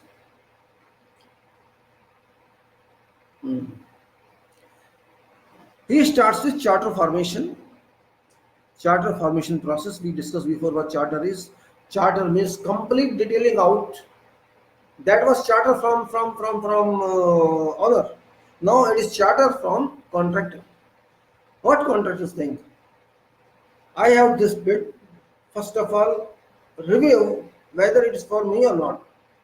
If contractor thinks, bidder thinks that I have so many projects now in hand, I don't need this, I can't afford for this because I don't have so many resources available with me, I don't have so many equipments or machines, I don't have so many spare people, I don't have funding from myself, I don't have further funding or limit of performance bonds and tender bonds from banking.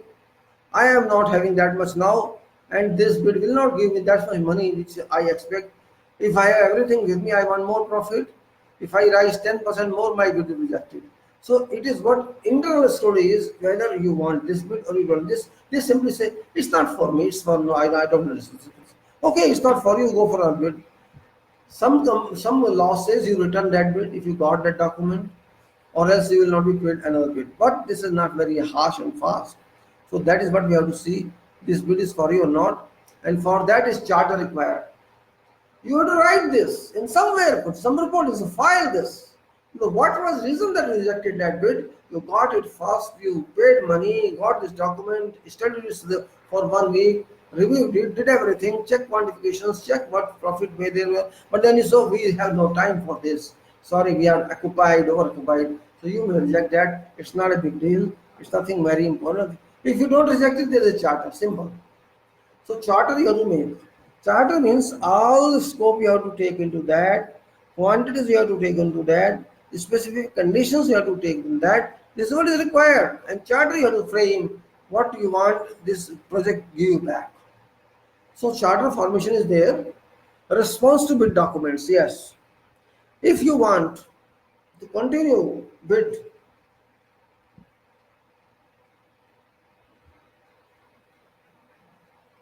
if your company or your organization or your contracting company manager thinks that you have to do this bid, there's a clause, there's a requirement in your documents that you report us that you will submit tenders and bids. So you have to intimate that department you are going to do this bid, submit this bids. If you don't do this, you will otherwise say we are sorry, we regret, we at this time we are sorry, we cannot do this. Next time we'll like this you have to formalize in commercial way, and that's it, nothing else. Then you have to inform. After that, bid may or may not be suitable, right? You can then that case sorry, right? As I told you, in case unsuitable, deny bid and return documents to client. So I already told you, if so required. Now, in case suitable, respond to client for submitting already discussed. Bid coordinator announces. Okay, fine. Now it is your internal management. Bid coordination announcement, what I said is different. I decided as a bidder that I am going to do this job. What we should do? This is a big document. Same as there are 4 volumes of 1,000 pages each. You have to go through that. You have 3 months only or 2 months only to submit this bid. You have BOP also, and if you don't have bill of quantities, you have to construct your bill of quantities, which is a very difficult job, very cumbersome job. You have to do that, and without that, you cannot move further. You have to do that. Bid. We have to constitute bid. Yes, we have to. Sorry. Comfortable. Now, I as a manager of bidding have many projects with me. This project is coming in. There may be 5 more projects we are working upon, 6 more projects. There are deadlines of those. We don't have adequate number of quantity surveyors or engineers or estimators, but we have to do this bid. In that case, we have to appoint one person who can go through complete documents and coordinate, and to that person we allow 3 or 4 persons further or a team further, so that this person goes on to each and every parts of contract study. All documents must be studied, all sections must be seen, well understood, and coordination done on every day from hour to hour, and those supporting people must work out for quantities or some other work of liaison or some other work of discipline studies. For example, one can be a mechanical engineer, one can be an electrical engineer, one can be a civil engineer, one can be someone else on that project, and that project staff along with its head, this coordinator, work for few weeks to thoroughly study this, review this, and process it. Coordinator issues all documents to various vending parties for purpose of quotations based on quantities available, and if quantities are not available, these quantities have to be worked out, computed out by those team members or quantity surveyors, you may say. And after that, this coordinator invites these bids from tenderers, from various vendors. These will start coming in few days time, and he has to check all. Means complete process has to move. One side there are quantification going on, coordination is going on, some of the tactics are going on, and this side coordination is going on. We are working on each and every item. Then alternate meetings are there. We are talking about problems, and then we call some vendors also who and talk to them about some specific items and discuss with them, consult with them, and then take quotations. And we call them. This is your quotation. Give us best price. This is not correct price. This is the same price it was earlier. So in this way, long negotiations affected, worked out, and these managers, these engineers have looked into that. It's a long process. It's very difficult process, but cumbersome one. It's not you can say rocket science, but you have to write, you have to raise questions, you have to understand all problems on this, all discrepancies on these contracts. There will be hundreds of drawings, and there will be many big documents of volumes of these specifications and contracts, and very well, then you have to construct your documentation submission, and that is based on your price what you're getting from market, from vendors, and then you have to see what calendars you have, what information that it fetches you have. You can decorate your room accordingly and work out deals in details according to requirements, compile it, technical study, technical volume, and your this study of practical, or you can say commercial. Means commercial bids and technical bids. These are called technical bids is higher one because based on your competency, it proves that you are competent. It doesn't prove that you are incompetent. Similarly, first technical submission is a must, and based on technical submission, they will call for your financial submission or commercial bid. So you have to work accordingly. You have to invite quotations. You have to compare those rates. You have to follow with these parties. They shall give you quotations. You have to share these quotations, these item propositions that they are submitting with, comply with your requirement or don't comply with requirement. These may be invited from vendors. These may be invited from some other people. These may be invited from overseas or from whatever it is. It depends upon what size of contract is this. So after compiling all this information, working out, you can say work hours and quantities and converting into item rates, or without converting item rates, you can generate quantities using computer and put into your system. You get complete package of this. Then pre-qualifications you have to submit, in which all you have to give is qualification of your company, the pre-qualification of your management, your vendors, all that you have to submit in one bid, and that is called technical bid. That is technical bid and not commercial bid. Commercial bid will be open later, and when you maybe after one month or 2 months it could be. So this is what we said about this bid. Now preparation of bid is over. Then I have set bid team members, announcement organizations, mail circulation also while this whole process. Specific bid folders in internet sharing. Yeah, we can place that bid in your internet sharing, doesn't matter. It is easy for, is actually comfortable. Hmm. Then bid time schedule plan we have. The attendance of pre-bid meetings we have. Yes, these are all stages. Then reading and then raising doubts on bid. Yes, that's also acceptable. Clarification on total scope, that's also there.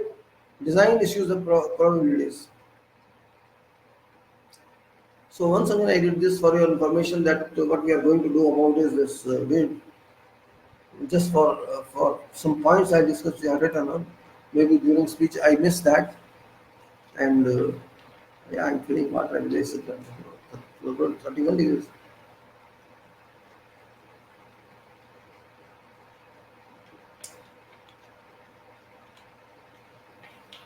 Hmm.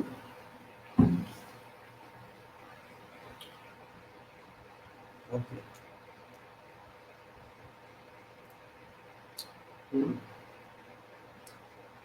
Design issues probabilities. I say what I say is the procedure. I'm just reading procedure, which is good for you people. I said respond to clients for submitting bids, bid coordination, bid coordinator announcement, plus proposal coordinator announcement, plus bid team members, plus some announcement in organization, plus mail circulation to all members, plus specific bid folder in internet sharing server. We can put that in internet sharing our company organization, plus bid time schedule plan, plus bid time schedule plan. Yes. Similarly, project plan there we can say for suppose 1 month time, 1.5 month time for working out this bid submission. You have to plan accordingly on which date what is going to complete, who's going to complete, and that's all. In 2 pages you have to comply that, and that's to be followed. Then attendance of pre-bid meeting with client. There must be a pre-bid meeting, and somebody should go there and write a report on that. plus raising doubts on bid and its provisions. Yes, is also clarification of contract. Then there is clarification on total scope and design issue probabilities. Then we are going to alternative bids, talks of alternative bids in addition to original documentation. Talks of alternative bid in addition to original demanded. Yes, site visit with client and engineer if already appointed, plus reporting visit and meeting details into sponsor or owner of an organization and board, etc. Plus various meetings for bid involving estimation manager and complete bid team and invitation to quotes from relevant vendors as is listed, and invitation to design vendors of EPPC, formulating bid in software use plus computation of quantities accurately, rates formations, comparisons of quotes, coordination and negotiation with possible or prospective vendors, coordination with possible subcontractors and production technical bids. Execution statement, yes. Now, these are status, there's also production technical bids, which is also important. What it involves with, let us say, this is involved here. What is involved in this? Oh, it's all in, everything is happening like this. It's around 2 hours and I don't know what to do. No, it's not 2 hours yet. I like to pull it because it's too long now. How many views I have been? Now, producing technical bid. What does technical bid mean? It means it involves and includes execution statement plus safety plans, safety health and environment plans, plus quality plans, plus manpower histograms, plus equipment histograms, plus possible vendors list with options, vendor list with options, plus possible suppliers list with options, plus possible designers list with options, design statements, design hours, specialist services documents, time schedule, camping and lodging, site establishments, warehousing, laydown areas, site controls, site management, project manager, project leader, possible team, key personal CVs of organization, administrative documents, capacity of bidder, and previous records, plus value engineering on project in case bid awarded, statements of lessons learned from records, and producing commercial bid. This is technical bid. These stages, once again I read for you to understand well, because this is a difficult and thick document. This is not as easy as you're thinking. It takes a lot of effort to constitute and produce this document. It's a real document because based on this you will be considered for commercial bid, otherwise not. So technical bids means execution statement, safety, health and environment plans, quality plans, manpower histograms, equipment histograms, possible vendors list with options, possible suppliers list with options, possible designers list with options, design statements, design hours, specialist services, documents, time schedule, comparing and lodging, and site establishments, warehousing, lay down the areas, site controls, site management, project manager, project leader, possible team, plus key personal CVs, organization, administrative documents capacity of bidder and previous previous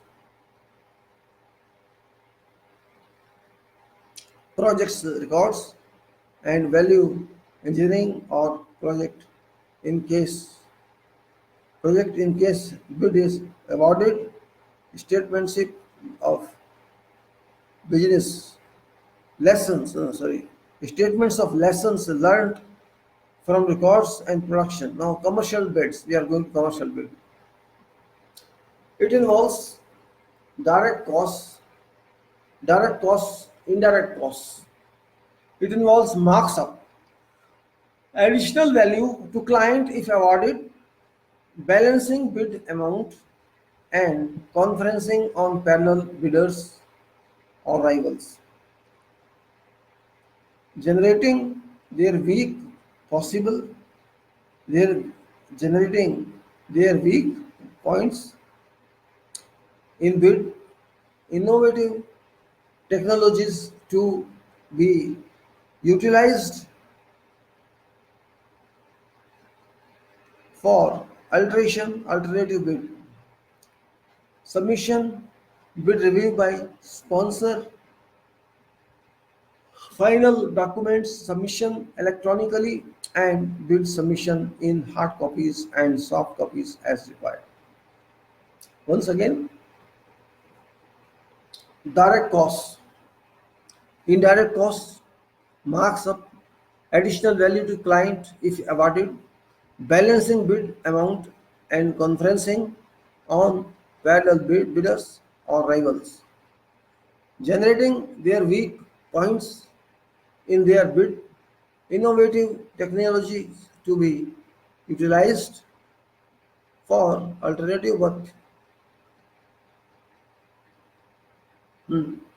Okay. Generating their weak points in bid, innovative technologies to be utilized for alternative and submissions, bid review by sponsors, final documents, submissions electronically, bid submission in hard copies and soft copies is required.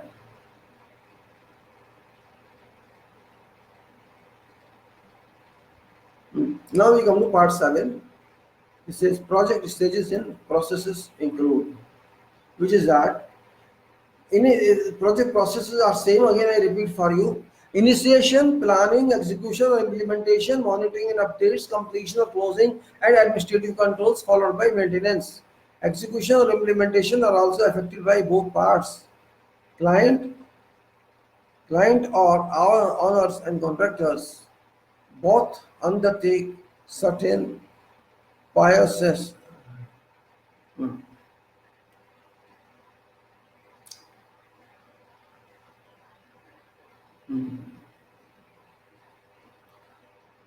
Both undertake certain processes directly or indirectly to meet scope of contract requirements. Execution or implementation process. Execution or implementation process. Again, this process is coming in pluses, and this is client or owner. Meeting deadlines to release contract documents through engineer, duly executed legally, and contract documents. Now, what engineer has to do for these bid activities? This is also very long. I first read it and then we'll go one by one.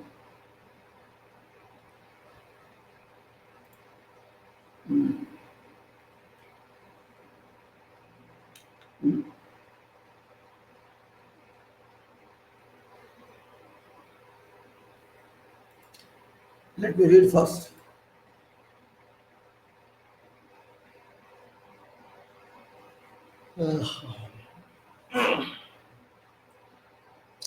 Award of contract declaration by appointment. Award of contract declaration by appointment plus issuing letter of intent plus definition of contract dates plus definition and extent of liquidated damages plus adjustment of prices in agreement with contractor plus contract amount or price plus announcement of engineer designated as contractual plus definition of powers and authorities of engineer plus the announcement of all specialist engineers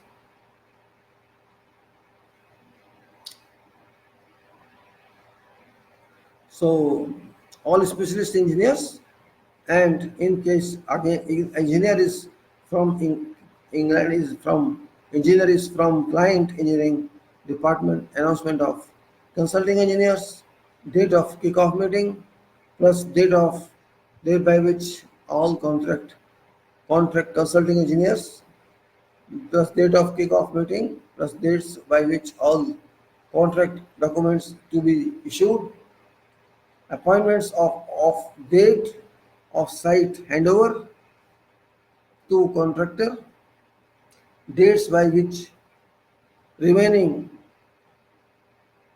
scope drawings to be reissued to in case of construction contract plus find time schedule plus find time schedule requirement for an initial presentation plus priorities lists of certain project areas plus dates for which other project plans are required plus dates by which design documents. Yes, do what you want to say. Dates by which remaining scope drawings to be issued in case of construction contract and final time schedule requirements for initial presentation and priorities lists of certain project areas plus dates by which other project plans are required plus dates by which design documents are required, requirement of mobilization plans and requirement of execution methods, requirements of mobilization plan, requirement of execution methods, statement and the requirement of engineer's office, location in contractors premises to surveillance and monitor contractors, design field and requirement of performance bond from contractor, requirements of third-party insurance, and requirement of documents for release of any contractual permitted advance sum against bank surety, and based on what, and that is also very important. I'll just give you something very important in this case, which I had, which is very interesting actually. It is somewhere where I don't remember the photos, but some not photos. Applications I have there where applications are. Yes, the applications, and I go to this phone and see documents.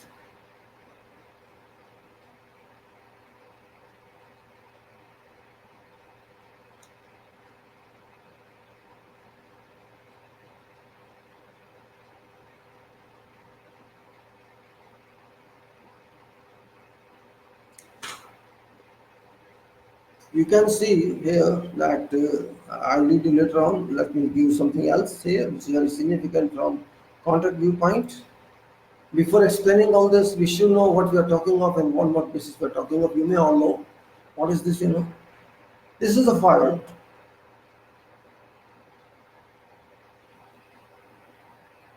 What is this? This is FIDIC standard form of contracts.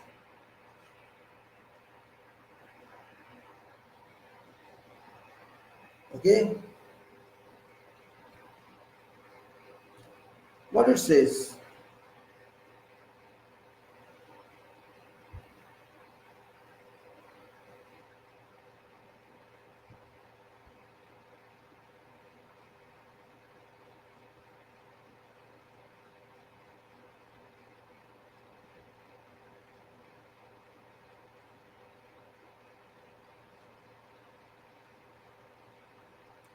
These are conditions of contract.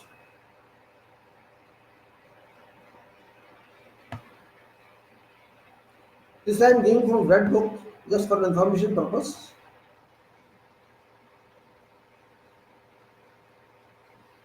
I will just give you leads only.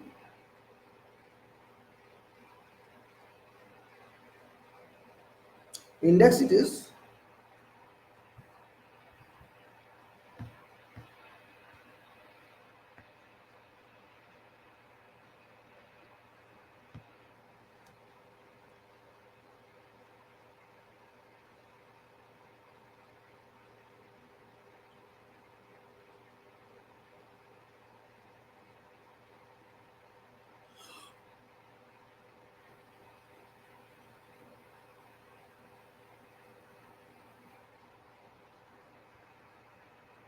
These are general conditions here. General conditions state something here.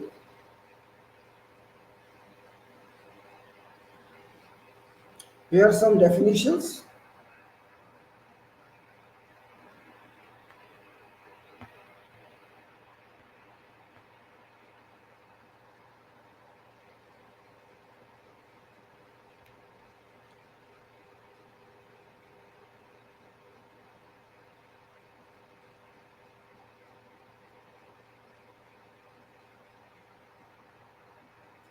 This is the definition of engineers.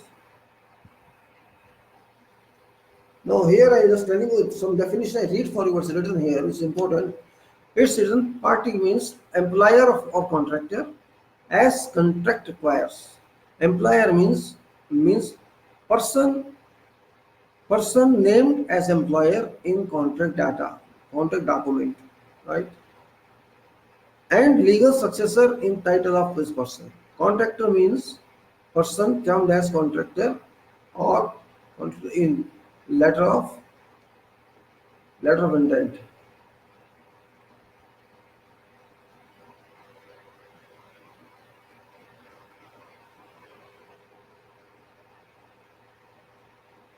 Okay, what I say, contractor means person named as contractor in letter of tender accepted by employer and legal successors in title to persons.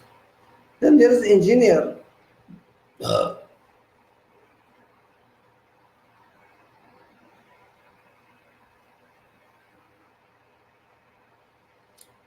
Engineer means person appointed by employer to act as engineer for purpose of contract and name in contract data.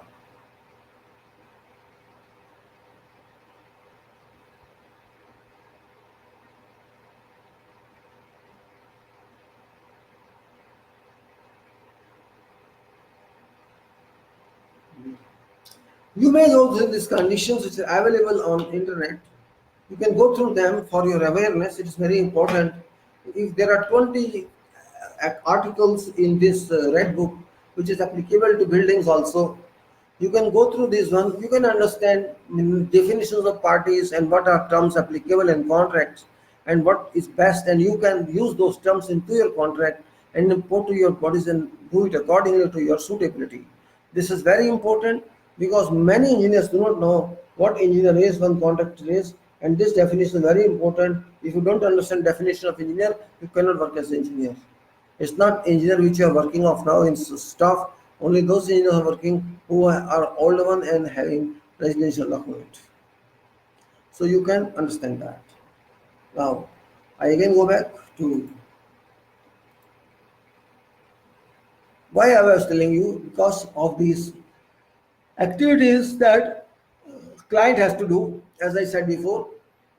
Award of contract declaration by appointment, award of contract declaration by appointment, issuing letter of intent, definition of contract duties, definition of contract dates, definition and extent of liquidated damages, adjustment of prices in agreement with contractor, contract amount or price, announcement of engineer designed as contractual, definition of powers and authorities of engineer, announcement of all specialist engineers, and in case engineer is from client, engineering department, announcement of consulting engineers, date of kickoff meeting, date by which all contract documents to be issued, appointment of date of site handover to contractor, dates by which remaining scope drawing to be issued in case of construction contract, final time schedule requirements for initial presentation, priorities list of certain project areas, and dates by which other project plans are required, and data by which design product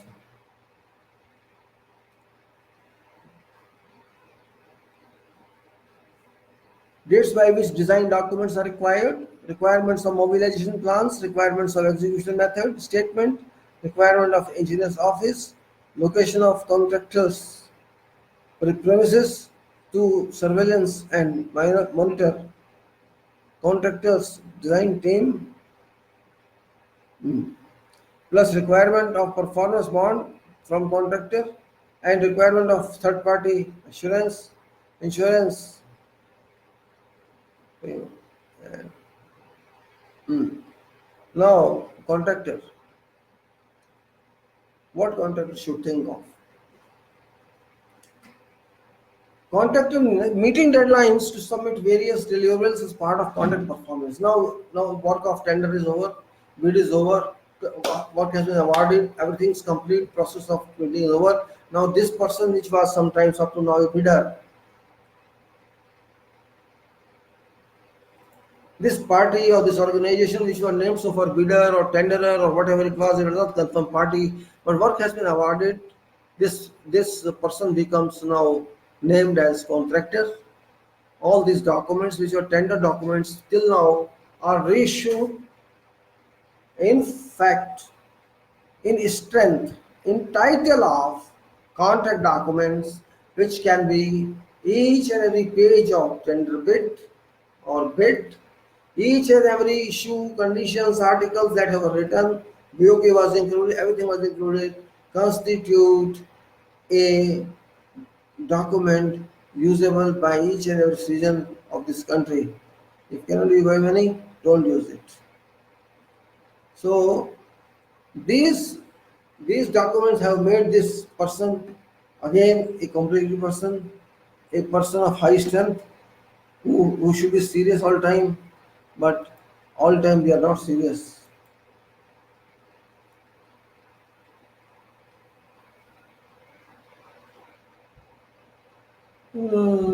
Yeah. Okay, I did now. This is become now performer. It's a contractor means a performer to do job. Receipt of contract award, first activity. I received it. Inspection and review of all contract documents, kick-off meeting, announcement of project reference, authorizing project budget, authorizing project manager, constitution of project team, cost control code, cost control code circulation, project development plan drafting, meeting with engineer consultants to discuss strategy planning, site visits, site takeover, appointment of contractual start date, proposals for various vendors and subcontractors, submission of proposed key plans to engineer, consultant to approve, plus Mazdoor,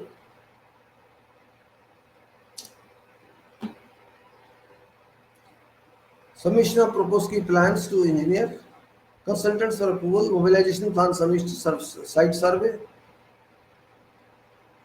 plus site soil investigation, for validation of soil investigation reports, plus provision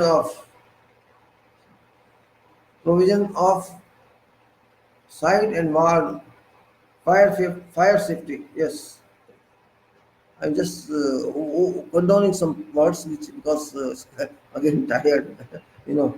So no problem. I'll continue. I want to finish something. I don't have much time for this. Key personal. Okay, let me site takeover, appointment of contractor, appointment of contractual start date, proposal for various tendering, various vendors plus subcontractors with submission of proposed key personnel to engineer. Key personnel is very important. I'll explain why. Investigation key is as per site consultants for approval, mobilization plan, submission, site survey, site soil investigation, for validation of soil investigation reports, provisions of all site facilities, presence of all site facilities, site fencing, plus site watch, plus ward, and site fire protection, prevention, labor shelters, labor camping, transportation, food and medical, food and medical provision, safety provisions, submission of safety plans, submission of quality plan, and submission of project management plan, various submissions method of production with engineer consultants. Communication channels or processes, involvement in all relevant parties. This page 22 of 31. Communication is backbone of a project, not only from contracting party point of view, but also from owner point of view, from engineer point of view, from vendor's point of view, from staff point of view, and from all spheres point of view, whatever shall be involved with contract. Communication lapse means information lapse means gap between certain elements, certain activities which cause problems in future. To an extent possible, what we used to do, we used to write everything on site, every question, every answer, every transaction, everything. We did on practicalities of site. We never believed in what people say, and we got respected and we got strong on based on those statutes. Site enters doesn't mean site facility finished. No, it's not this. Communication is a little different. Record of all live services drawings from statutory or local bodies, review and diversion procedures of all such services, dissemination of project scope to all relevant personnel and vendors, and correspondences, site memos, site instructions, engineers instructions, emails, phonic discussion confirmations, curriculum vitae approvals, general meetings, minutes of contract minutes, plus general meeting, contractual meetings, minutes specialist meetings, minutes coordination meetings, minutes plus foreman meeting, technicians meeting, video conferencing, video recording, computer records, work phone photos, vendor submissions and approvals, planning schedule, submission and approvals, submissions and approvals, planning schedule, submissions of approvals,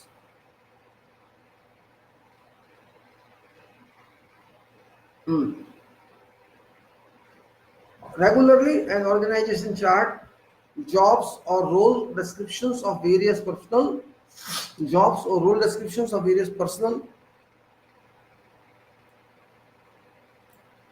budgetary cost, engineering design, deliverables, submissions, reviews and approvals, material submissions and approvals, drawing submissions and approvals, general formal reviews and approvals, inspection approvals, all documents and drawings approvals, registers, technical queries, engineering design, engineering queries, documents, central control, working and shop drawings, issues, all site issues,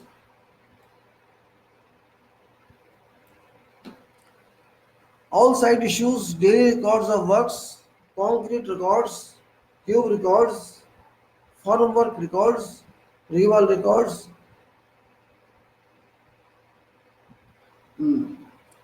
structural steel records, and all store records. Laboratory and material testing management. Engineering training records as method statements, staff personality development, and team building and upgradation, process management, and monthly payment certificates or valuations, all quality management records and filing system. Quality training records, then all HSC training and execution records,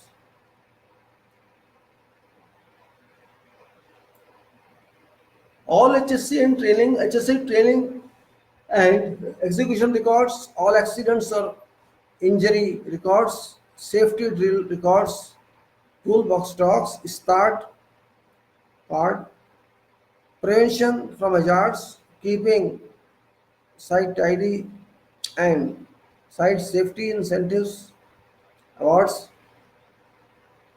safety box, best energy, best genius, and following awards, best working awards, all all changes on works, all red lines, markups, and all as built records, all dossiers, and all data shared, all sealed documents, and all involved certificates, all are all non-compliance records, all remedial actions records, punch list inspection, and section G.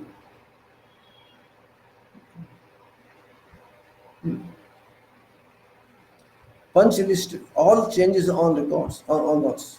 All red lines, marks up, all as built records, all dossiers, all data sheets, and all sealed marks up, all as built drawings, all dossiers, all data sheets, all sealed documents, all involved certificates, all non-compliance records, and all remedial actions records, punch, punch list inspection and records,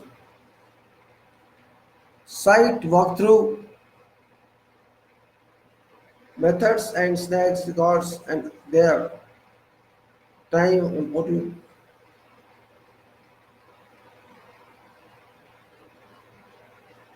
Okay.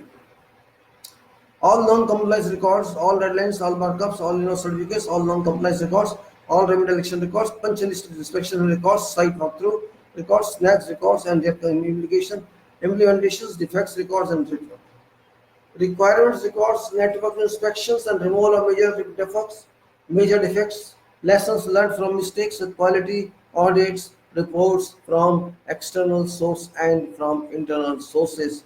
These are major activities a contract must include within revenues, maintenance. When people can spend money during elections, why not to spend on projects? Now, we will just brief this one by one in statement, in summary, and before that, we should see where our people are.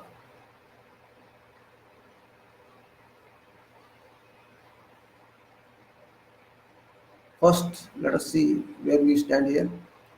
These records are very significant, very important from work point of view, from contracts point of view, from every point of view. Because ultimately it is contractor that is going to do this job. This is not engineer shall do job. This is not our shall do job. Contract has a solid responsibility to deliver all these jobs, and they can be delivered only when such which I explained to you. These acts, small acts, there's a chain together, work together, and you can production of those, and successfully you move on each and every path of such activities and such projects or units. Only then you can reach your goal, and that successful goal commission that goal is very important. Otherwise, you lose your project. You cannot complete that project in time and required, and that is the problem.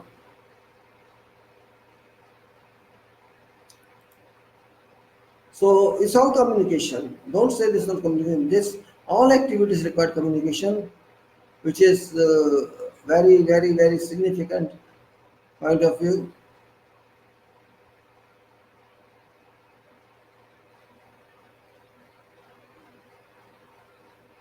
Once again, I did better so that you remember this. I'll use fast, because something my eyes are problem.